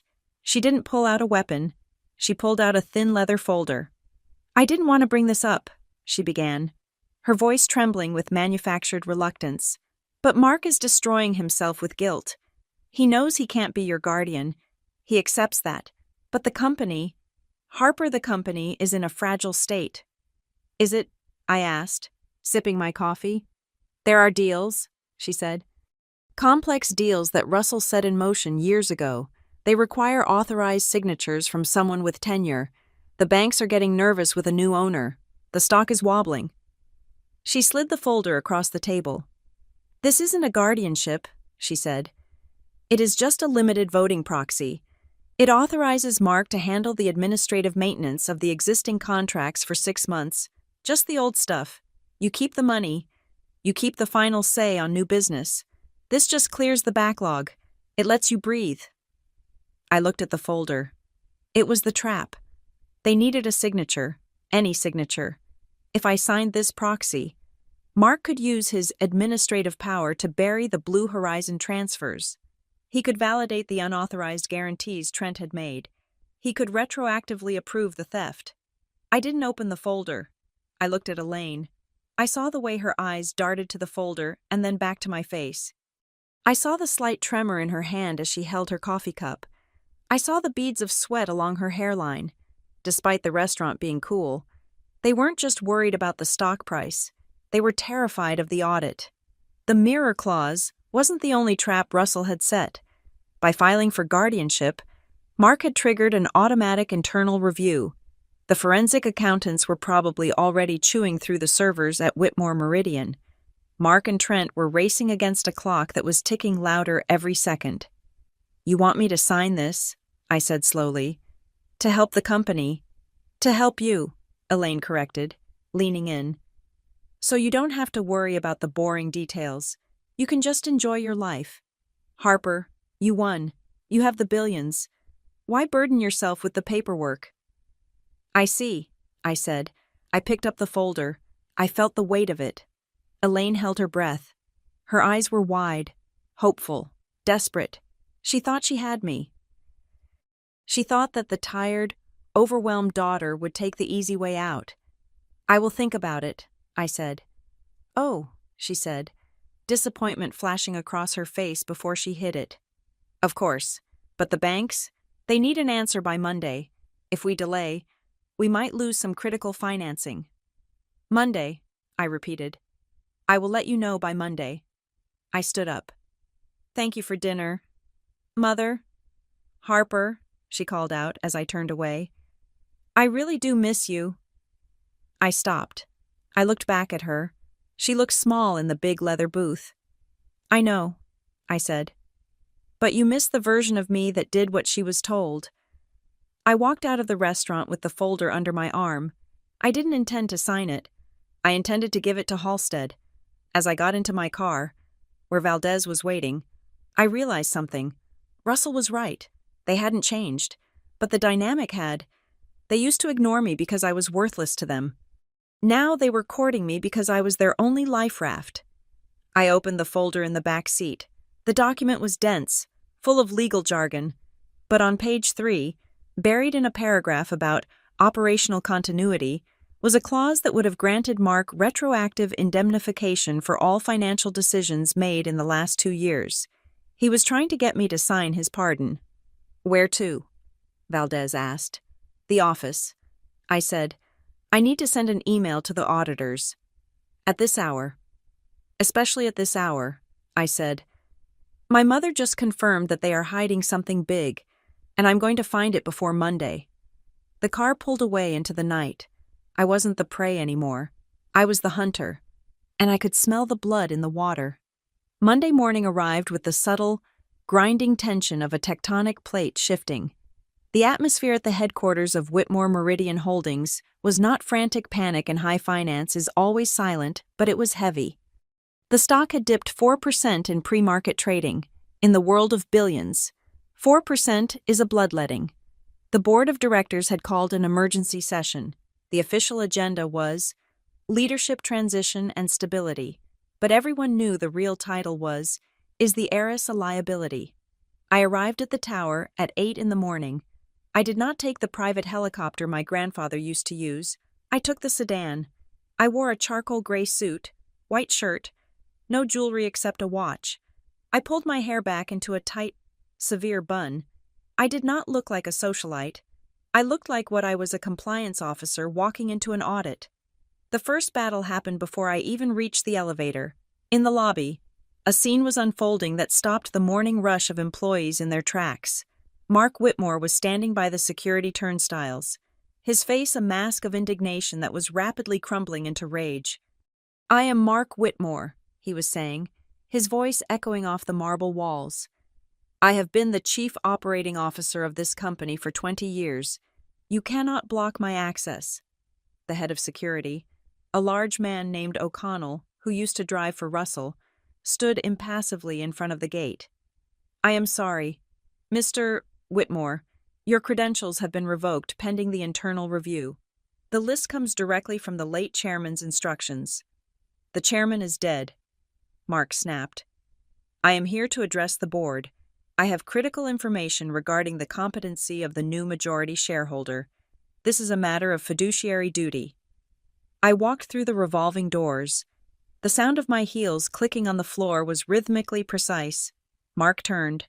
When he saw me, his eyes narrowed. He looked tired. The stress of the debt and the failing legal battle was etching deep lines around his mouth. Harper, he said, stepping toward me. Tell them I need to be in that meeting. If you go up there alone, the wolves will tear you apart. You do not know these men. You do not know how they operate. I stopped. I looked at the father who had once told me I was a bad investment. I know exactly how they operate. Mark, I said. They look for weakness, and right now, screaming in the lobby looks very weak. I am trying to save you, he hissed, lowering his voice. Trent released the dossier. The board has it. They know about your history, your credit score, the eviction notice from when you were 22. They are going to roast you. Take me up there. I can spin it. I can say it was a youthful indiscretion. I felt a cold spike of anger, but I tamped it down. Trent had dug up my struggles, the struggles they caused by cutting me off, and packaged them as evidence of financial incompetence. It was dirty. It was petty. And it was exactly what I expected. "Go home, Mark," I said. "Mr. O'Connell, please ensure the lobby is clear." I scanned my badge. The light turned green. I walked through the gate, leaving my father shouting impotently at the glass. The boardroom was on the 45th floor. It was a cavernous space with floor-to-ceiling windows overlooking the Boston Harbor. 12 men and women sat around a table that cost more than my college education. They were the titans of industry CEOs, former senators, investment bankers. They turned as I entered. Their gazes were heavy, assessing. Silas Vance sat at the far end. He gave me a barely perceptible nod. "Ms. Watson," said the chairman of the board, a man named Sterling Archer, no relation to Mark's lawyer, who had eyes like a shark. "Thank you for joining us. We have some concerning materials to review." He slid a thick, spiral-bound document across the polished wood. The cover read, "Risk Assessment, the Watson Succession." I didn't open it. "I assume this was provided by my brother, Trent Whitmore." "It contains public records," Archer said, tapping a pen on the table. "It suggests a pattern of financial instability, missed rent payments, a checking account that was frequently overdrawn between 2015 and 2017, a credit score that, until recently, was below 600. He leaned back, interlacing his fingers. "Ms. Watson, we manage pension funds. We manage sovereign wealth. We cannot have a controlling shareholder who cannot manage a household budget." The room was silent. They were waiting for me to make excuses. They were waiting for me to cry, or to blame my parents, or to ask for help. I remained seated. I placed my hands flat on the table. "You are looking at a history of poverty," I said, my voice steady and projecting to the back of the room. "Not a history of mismanagement. Those overdrafts occurred because I was working 2 jobs to pay for night school while receiving 0 financial support. I paid every cent back, with interest." "It still speaks to a lack of liquidity management," one of the board members muttered. "Does it?" I asked. "Or does it speak to resilience? I survived on $12,000 a year. I know the value of $1 better than anyone in this room." I reached into my briefcase. "However, since we are discussing risk and mismanagement, I believe we should look at current events, not ancient history." I pulled out the preliminary report from the forensic audit Russell's team had started. I slid copies down the table. "While my brother was digging through my trash from 10 years ago," I said, "I was looking at the company's books from last month, specifically a subsidiary called Whitmore Logistics." Archer picked up the report. He frowned. "What is this?" "That is a record of unauthorized wire transfers," I said, slipping into my professional persona, the compliance officer. "Over the last 18 months, $7 million has been moved from logistics to a shell corporation in the Caymans. The authorizing signature is an auto pen stamp of my grandfather, used 2 days after he was admitted to the hospital and incapacitated." The atmosphere in the room shifted instantly. The boredom vanished. The condescension evaporated. This was no longer a family squabble. This was corporate fraud. "Who authorized the use of the stamp?" Silas Vance asked, his voice growling. "The digital trail leads to a terminal in the COO's office," I said. "Mark Whitmore's office." "This is speculation," Archer said, though he was reading the numbers rapidly. "A terminal login is not proof of guilt." "No," I agreed.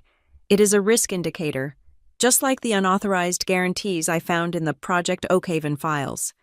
$40 million of Whitmore Meridian leverage pledged to a failing real estate deal in Dubai.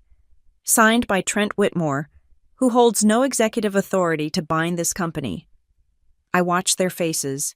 They were pale. 40 million was not a lot to them, but the lack of control was terrifying. If Trent could sign for 40, he could sign for 400. "Gentlemen and ladies," I said, standing up. "You called this meeting because you were worried I was a risk. You thought I was an overwhelmed girl who would crash the stock, but the reality is, I am the only person in this family who is not currently trying to loot this company to pay off personal debts." While the boardroom digested the poison I had just fed them, The war outside was escalating. My phone, which was vibrating silently in my pocket, was flooded with notifications. Mark's legal team had filed a new motion an hour ago. They were demanding an immediate psychological intervention, claiming that my refusal to sign the proxy was proof of paranoid delusions. Simultaneously, Elaine was on a morning talk show. I could picture it perfectly. She would be wearing pastel. She would be weeping. "We just want her back." She would say to the host, "This money is a curse. It destroyed my father-in-law's mind. And now it is taking my daughter. We don't care about the shares. We just want to make sure she doesn't hurt herself." It was a pincer movement. Mark squeezed from the legal side, Elaine squeezed from the moral side, and Trent squeezed from the financial side. They wanted to break me mentally so that I would sign the papers just to make the noise stop. Back in the boardroom, Archer looked up from the report. He looked at me with a new expression. It wasn't respect, not yet. It was calculation. "These allegations regarding Mark and Trent," Archer said, "if true, they constitute a breach of fiduciary duty. They could lead to criminal charges." "The forensic audit is ongoing," I said. "The mirror clause in my grandfather's will has triggered a full external review. Everything will come out. The question is, do you want to be on the side of the board that protected the looters, or the side that stopped them?" "If we move against Mark," a female board member asked, "he will sue. He will claim wrongful termination. He will claim you are retaliating because of the guardianship case." "Let him sue," I said.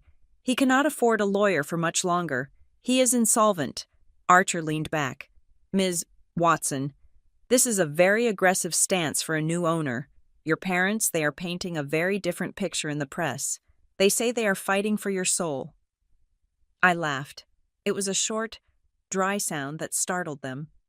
"My soul is fine. Mr. Archer," I said. I walked to the window and looked out at the city. "They are telling the world that family matters more than money. They are telling you that I am greedy, that I am hoarding the estate." I turned back to face them. "I do not care about the yachts," I said. "I do not care about the Hamptons house. I do not care about the $3.8 billion, except as a tool to keep this company standing." I placed my hands on the back of the chair. "I am not fighting for money. I am fighting for the right to live without a leash. I am fighting for the right to make a mistake without my father calling it a mental illness. I am fighting for my autonomy.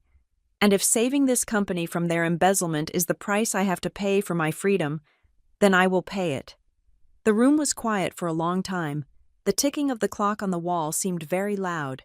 Silas Vance cleared his throat. "I move," Silas said, his voice raspy but strong, "that the board acknowledges Harper Watson as the sole representative of the Class A shares. Furthermore, I move that we suspend Mark Whitmore's executive privileges pending the results of the audit." "Seconded," said the woman who had asked about the lawsuit. Archer looked around the table. He saw the nodding heads. He saw the fear in their eyes, not of me, but of the liability Trent and Mark represented. "The motion carries," Archer said. He looked at me. "Ms. Watson, we will issue a statement supporting your leadership transition. We will also issue a memorandum to security. Mark and Trent Whitmore are to be considered external risks. They will be barred from company property." "Thank you," I said. "However," Archer added, his voice hardening, "this audit must be conclusive. If you are wrong, if this is just a family vendetta dressed up as compliance, the board will turn on you. We protect the share price, Ms. Watson, not the person." "I understand," I said. "The numbers do not lie. Only people do." I left the boardroom 10 minutes later. I walked back to the elevator, my legs feeling slightly numb. I had walked into the lion's den and convinced the lions to eat the other tamer. As I stepped into the lobby, I saw that Mark was gone. O'Connell, the security chief, gave me a sharp nod.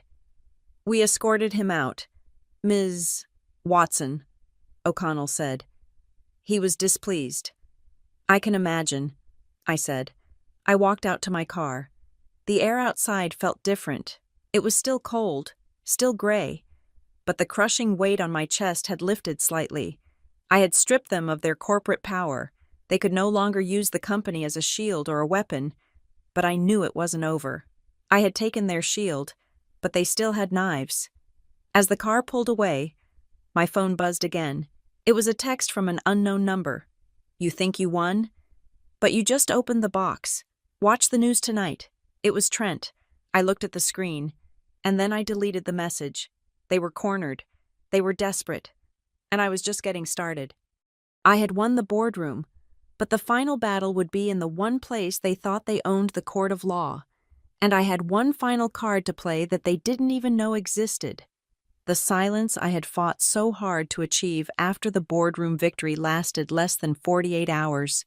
When you corner a rat, it does not surrender. It throws itself at your throat. Mark and Trent knew they were bleeding out. They knew the audit was chewing through the company servers, eating its way toward their secrets. They understood that once the forensic accountants finished their work, they would not just be broke, they would be defendants in a federal fraud case. So they stopped trying to negotiate. They stopped trying to be subtle. They decided to burn the whole world down in hopes that I would die in the smoke. On Wednesday morning, a new legal filing landed on Arthur Halstead's desk. It was not a petition for guardianship based on mental incompetence. They had abandoned that strategy the moment the judge threw it out. This was something far more insidious. It was a motion for protection from undue influence. Mark's legal team had crafted a narrative that was terrifyingly plausible to the outside world. They claimed that I, Harper Watson, was a naive, estranged daughter who was being manipulated by a predatory legal and security team. They argued that Arthur Halstead and my security consultant, Valdez, were the ones actually running the company, using me as a figurehead to loot the estate. It was projection at its finest. They accused me of being a puppet because that is exactly what they wanted me to be. "They are trying to sever your support system," Halstead said, tossing the filing onto his desk. "If they can convince a judge that I am manipulating you, the court could appoint a neutral third-party conservator. That freezes the assets. That freezes the audit. It buys them time." "Time to hide the money they stole," I said. "Exactly," Halstead said. While Mark fought in the courts, Elaine took to the airwaves. I watched her that evening on a local Boston talk show. The lighting was soft. She wore a simple blue dress, looking every inch the heartbroken matriarch. She did not look angry. She looked terrified. "I do not care about the money," Elaine told the interviewer, her voice trembling. "I really don't, but I am a mother, and I know my daughter. Harper is sweet. She is simple. She has lived a quiet life. Now, suddenly, she is surrounded by these sharks, lawyers, security guards, consultants. They won't let us talk to her. They have cut her off from her family." She wiped a tear from her cheek. "I just want to make sure she isn't being used. I lie awake at night terrified that when the money is gone, these people will dump her on the street, and she will have no one left." It was a masterclass in manipulation.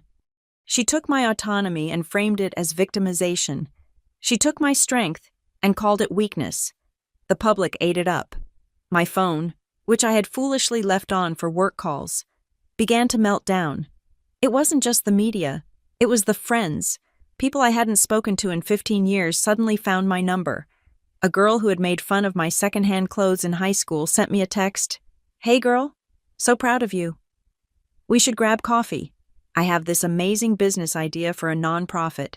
A cousin from Mark's side of the family, a man I had met exactly twice, left a voicemail saying he was worried about my safety and needed $40,000 to pay off a misunderstanding with a loan shark so he could come protect me. I felt like I was drowning in a sea of insincerity. Every ring of the phone was a reminder that to these people, I wasn't a person. I was a lottery ticket. I was a walking ATM. I sat in my apartment, the blinds drawn. Valdez was standing by the window, watching the street. "There is a news van parked down the block," she noted, "and 2 paparazzi on motorcycles." "Let them wait," I said. "I am not going out." I felt a sudden, crushing wave of exhaustion. Maybe Mark was right. Maybe I wasn't built for this. I was just a compliance officer. I liked quiet rooms and spreadsheets. I didn't want to fight a war every time I opened my front door. Then, my laptop chimed. It was a specific sound, a heavy digital thud that I had never heard before.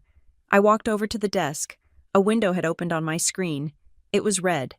Protocol mirror activated. Trigger event. Filing of motion, 44B, undue influence. Status unsealed. I froze. The mirror clause. Russell had been more paranoid and more brilliant than even I had realized. He hadn't just anticipated a guardianship hearing. He had anticipated the specific legal maneuver of claiming undue influence. He knew that if they couldn't call me crazy, they would call me brainwashed. The filing Mark had submitted that morning had been the final key. By claiming I was being manipulated, he had unlocked the nuclear warhead. "Halstead," I said, hitting the speakerphone. "Check your email." "I see it." Halstead's voice came through, sounding breathless. My God, it was automated. It went to the judge, the SEC, and the board of directors simultaneously. "What is in it?" I asked. "I am opening the primary attachment now." Halstead said, "It is an audio file. Harper, you need to listen to this." I clicked on the file on my own screen. The room filled with the sound of static, then the clearing of a throat. It was a sound that made my heart stop. It was Russell. "This is Russell Whitmore," the voice said. It was strong, clear, recorded years ago, before the sickness took his breath. "I am recording this statement in the presence of my attorney and a court-appointed psychiatrist. Today is October 14th, 2021. He paused. "If this recording is being played, it means that my son, Mark, or my grandson, Trent, has filed a motion claiming that Harper Watson is being manipulated or controlled by her advisors. It means they are trying to invalidate her agency." I closed my eyes. It felt like he was in the room with me. "Let me be clear," Russell continued, his voice hardening into the steel tone I remembered from our chess games. "Harper Watson is the only person in this family who cannot be manipulated. That is why I chose her. Mark is weak, Elaine is vain, Trent is greedy. They are the ones who are easily controlled by their debts, by their ego, by their social standing. If they have filed this motion," Russell said, "it is a confession. They are projecting their own crimes. They are accusing her of being a puppet because they are terrified she will cut their strings. Do not listen to them. Listen to the money." The audio ended. But that was just the opening statement. The file contained more. It contained the smoking gun that David, the whistleblower, had only hinted at. I opened a folder labeled The Shell Game. It was a trail of documents showing that Mark had not just borrowed money for the Dubai deal. He had created a shell company called Apex Holdings. He had then used forged board minutes from Whitmore Meridian to list Apex as a subsidiary of the main family trust. He had effectively mortgaged the family's reputation to secure personal loans. He had told creditors that Apex was backed by the full faith and credit of the Whitmore empire. If the creditors called those loans, they wouldn't just bankrupt Mark, they would have a legal claim to pierce the corporate veil and come after the main estate. Mark hadn't just been stealing cash. He had been selling the foundation of the house while we were all sleeping inside it. And then there was Trent. The final folder was labeled Vote Buying. It contained a series of emails from 2 weeks ago. Trent had been sloppy. He had been desperate. He had emailed a junior member of the board, a man named Henderson. Subject, the girl, Henderson. "We need your vote on the competency hearing. If you back Mark's play to remove her, we guarantee you a seat on the executive committee and a 2% bump in your equity stake once we regain control. She is a temporary problem. We will fix it. Just give us the vote." It was bribery. Pure, documented, felony-level corporate bribery. I sat back in my chair. The room was silent, but my head was roaring. They were done. With these documents public, and they were public now, sitting in the inboxes of the SEC, and the judge, Mark, and Trent were not just out of the company, they were going to prison. My phone rang again. It was Mark. I stared at the screen. He knew. The emails had gone out. He knew the mirror clause had just detonated his life. I didn't answer. I let it ring until it went to voicemail. Then Elaine called. Then Trent. They were panicking. The rats were not attacking anymore. They were squealing. "Harper," Halstead said on the line. "We have them. The judge just emailed my clerk. She is convening an emergency session tomorrow morning to review the new evidence. She wants everyone there. This is it." "This is it," I repeated. I should have felt triumphant. I should have popped a bottle of champagne. I had won. I had avenged the 18-year-old girl who was kicked out onto the street. I had protected the legacy, but I didn't feel triumph. I felt a heavy, cold clarity. "Halstead," I said, "prepare the filings. We are not just defending against the undue influence motion tomorrow." "What are we doing?" "We are filing for a permanent restraining order," I said, "and we are handing the fraud evidence to the district attorney in open court." "Harper, that will destroy them," Halstead said softly. "Mark will go to jail. Trent too. Elaine will be destitute." "They destroyed themselves," I said. "I am just the one signing the paperwork." I hung up. I walked into my bedroom. It was dark, illuminated only by the streetlights outside. I stood in front of the full-length mirror on the closet door. I looked at myself. I looked tired. My skin was pale, my eyes dark. But I stood straight. I didn't look like a victim. I didn't look like a puppet. I looked down at my hand, on my right ring finger. I wore a small gold band. It was the only thing I had kept from my childhood. It was a signet ring with the Whitmore crest, given to me by Mark when I turned 16, back when he thought I might still be useful to him. I had worn it for 16 years, even when I was poor, even when I hated them. I wore it. It was a reminder of where I came from. It was a tether to the idea that maybe, someday, I would be part of the family again. I twisted the ring. It was tight. My hands had grown stronger, rougher over the years. I pulled. It resisted for a second, catching on the knuckle, as if it didn't want to let go. I pulled harder, with a sharp intake of breath. The ring slid off. I held it in my palm. It felt heavy. It felt cold. It was just a piece of metal. It wasn't love. It wasn't family. It was just a brand. A mark of ownership that I had voluntarily worn for too long. I looked at my hand in the mirror. There was a pale strip of skin where the gold had been. A ghost of the ring. "Goodbye," I whispered. I didn't throw the ring across the room. I didn't flush it down the toilet. I simply placed it on the dresser, next to my keys and my spare change. It was just an object now. It had no power. I turned away from the mirror. Tomorrow, I would walk into that courtroom. I would look my father in the eye while the prosecutors took him away. I would watch my mother realize that her tears no longer worked as currency. I wasn't afraid anymore. The siege was over. It was time for the execution. The final showdown did not happen in a boardroom or a back alley. It happened in the same sterilized, fluorescent-lit courtroom where this war had started. But the atmosphere was different this time. The air was not heavy with grief. It was brittle with the anticipation of violence. Mark and Trent sat on the left side of the aisle.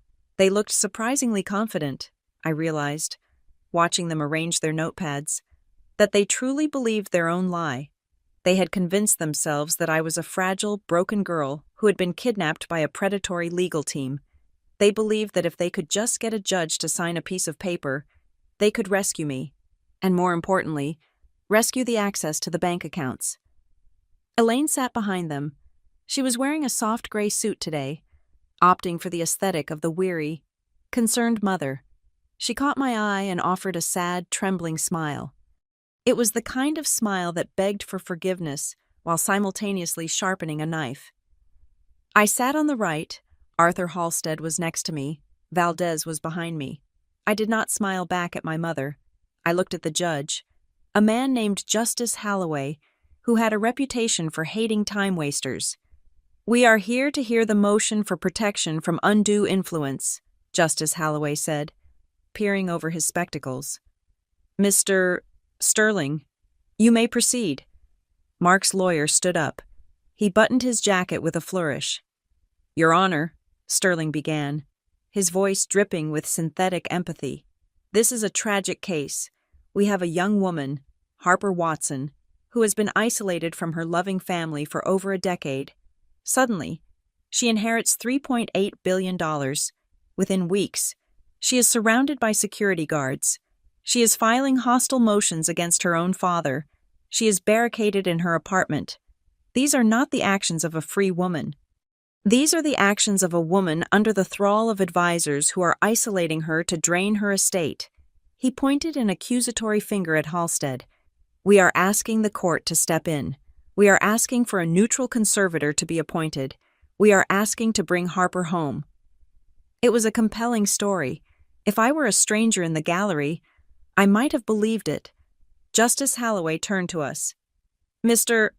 Halstead, your response. Halstead did not stand up immediately.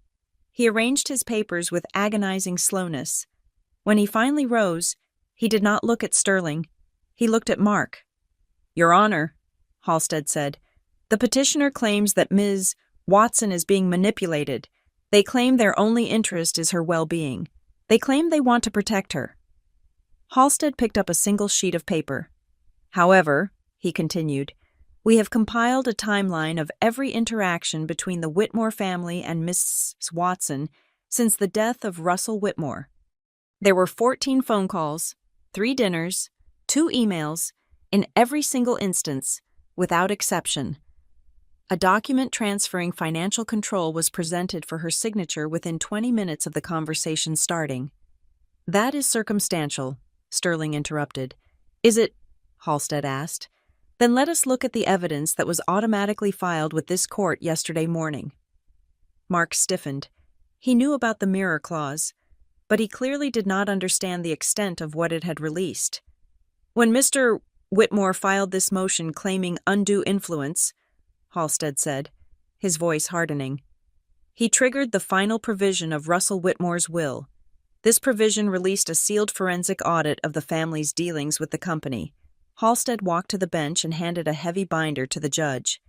Your Honor, if you turn to tab 4, you will see a series of wire transfers involving a shell company called Apex Holdings. You will see that Mark Whitmore used his future inheritance money he did not yet have to secure personal loans for a failed venture in Dubai. These loans are now in default. The courtroom went silent. I saw Mark's face turn the color of ash. And if you look at tab 6, Halstead continued, relentless, you will see an email chain between Trent Whitmore and a creditor, dated 2 days ago. In this email, Trent promises that, and I quote, once we get the guardianship order, we will liquidate the bond portfolio to cover the margin call. Halstead turned to face the room. They are not here to save Harper Watson, Halstead said. They are here to rob her. They are using this court as a crowbar to break into a bank vault. Objection, Sterling shouted, though his voice lacked its earlier confidence. This is slander. These are unverified internal documents. They are verified by the forensic accounting firm of Deloitte, Justice Holloway said, his eyes scanning the pages. His expression had shifted from boredom to cold fury. The judge looked up. He looked directly at Mark. Mr. Whitmore, the judge said. Stand up. Mark stood. His legs looked shaky. You filed a sworn affidavit stating that your daughter is mentally unstable and needs your protection, the judge said. Yet, according to these documents, you are currently insolvent and facing allegations of corporate embezzlement. I have a simple question for you. Mark opened his mouth, but no sound came out. If you are so concerned about her mental health, the judge asked, his voice slicing through the air, why did your petition specifically ask for power of attorney over the voting shares? Why did you not simply ask for a medical proxy? Mark stammered. The estate is complex. It requires experienced hands. Experience? The judge repeated. You lost $300 million in 2 years. That is the experience you want to bring to the table. It was a bad market. Elaine cried out from the gallery. She stood up, her composure cracking. He did his best. You don't understand the pressure he was under. Sit down, Mrs. Whitmore, the bailiff warned. No, Elaine shouted, pointing at me. Her mask had fallen off completely. The soft, grieving mother was gone. In her place was the woman who had watched me pack my bags at 18 with cold indifference. This is her fault. She is doing this to spite us. She hates us because she wasn't good enough. If she had just been obedient like Trent, none of this would be happening. The room froze. Even Sterling, their lawyer, closed his eyes and pinched the bridge of his nose. Elaine had just admitted it. It wasn't about my safety. It was about my obedience. She had just confirmed, on the record, that my value to them was entirely conditional on my submission. "Mother," Trent hissed, grabbing her arm. "Shut up." "Do not tell me to shut up," Elaine screamed, hysteria taking over. "We are going to lose everything because she is selfish. She doesn't need that money. She doesn't even know how to spend it." "Your Honor," Trent said, standing up, trying desperately to salvage the Titanic as it snapped in half. "My mother is emotional. Please, the point remains that Harper is not equipped to handle the strategic direction of the company. We have a plan, a temporary plan to stabilize the stock. We just need control for 6 months, just to calm the markets." Justice Holloway looked at Trent. "A temporary plan to control the stock, so you admit that the goal of this guardianship is financial control, not medical care." Trent froze. He realized, a second too late, that he had just walked into the trap. "I meant," Trent stuttered. "I have heard enough," Justice Holloway said. He slammed the binder shut. The sound was like a gunshot. "The motion for protection from undue influence is denied," the judge ruled. Furthermore, based on the evidence presented regarding the Apex Holdings transfers and the unauthorized guarantees, I am referring this matter to the District Attorney's Office for an immediate criminal investigation into fraud and embezzlement. Your Honor, please, Mark begged, clutching the table. "I am also issuing a permanent restraining order," the judge continued, ignoring him. "Mark Whitmore, Elaine Whitmore, and Trent Whitmore are hereby barred from coming within 500 feet of Harper Watson. They are barred from contacting her, her employees, or any member of the Whitmore Meridian Board." He banged his gavel. "This court is adjourned, and Mr. Whitmore, I suggest you don't leave town. I believe the authorities will want to speak with you shortly." The chaos that followed was absolute. Reporters who had been sitting quietly in the back rushed forward. Mark collapsed into his chair, burying his face in his hands. Trent was shouting at Sterling. Elaine was sobbing. But nobody was looking at her with sympathy anymore. They were looking at her like she was a spectacle. I stood up. I felt incredibly light. It wasn't happiness. It was the absence of weight. The burden I had carried since I was 18, the burden of wondering if I was wrong, if I was unlovable, if I was the problem, had evaporated. I walked toward the exit. I had to pass them to get out. Mark looked up as I approached. His eyes were red, rimmed with the desperation of a man who sees the prison bars closing in. "Harper," he croaked. "Harper, you can't let them take me. I am your father." I stopped. I looked at him. I looked at Elaine, who was staring at the floor. I looked at Trent, who was still trying to blame his lawyer. "You are not my father," I said calmly. "You are just a man who made a bad investment." "We gave you life," Elaine wailed. "And then you billed me for it," I said. I looked at all three of them one last time. "You think you lost the money because of me," I said, my voice steady enough to cut through the noise of the courtroom. "But you didn't. You lost the money years ago when you decided that family was a business transaction. You lost your power because you used love as chains. And the thing about chains is, eventually, they rust." I turned away. "Goodbye," I said. I walked through the swinging doors of the courtroom. The hallway was crowded. Cameras flashed. Microphones were thrust in my face. Questions were shouted. "Harper, how do you feel? Are you pressing charges? What happens to the company?" I ignored them all. Valdez cleared a path for me, her broad shoulders parting the sea of media. We reached the heavy glass doors at the entrance of the courthouse. Valdez pushed them open. The air outside was cold. It was the crisp, biting cold of a Massachusetts winter. It hit my face like a slap. waking up every nerve ending in my body. I stepped out onto the concrete steps. I stopped. I was alone. I had no parents. I had no brother. I had no ring on my finger. I had $3.8 billion and a company to run.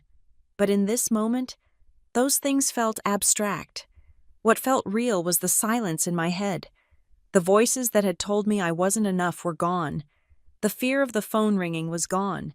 The need to prove myself to people who couldn't see me was gone. I looked up at the sky.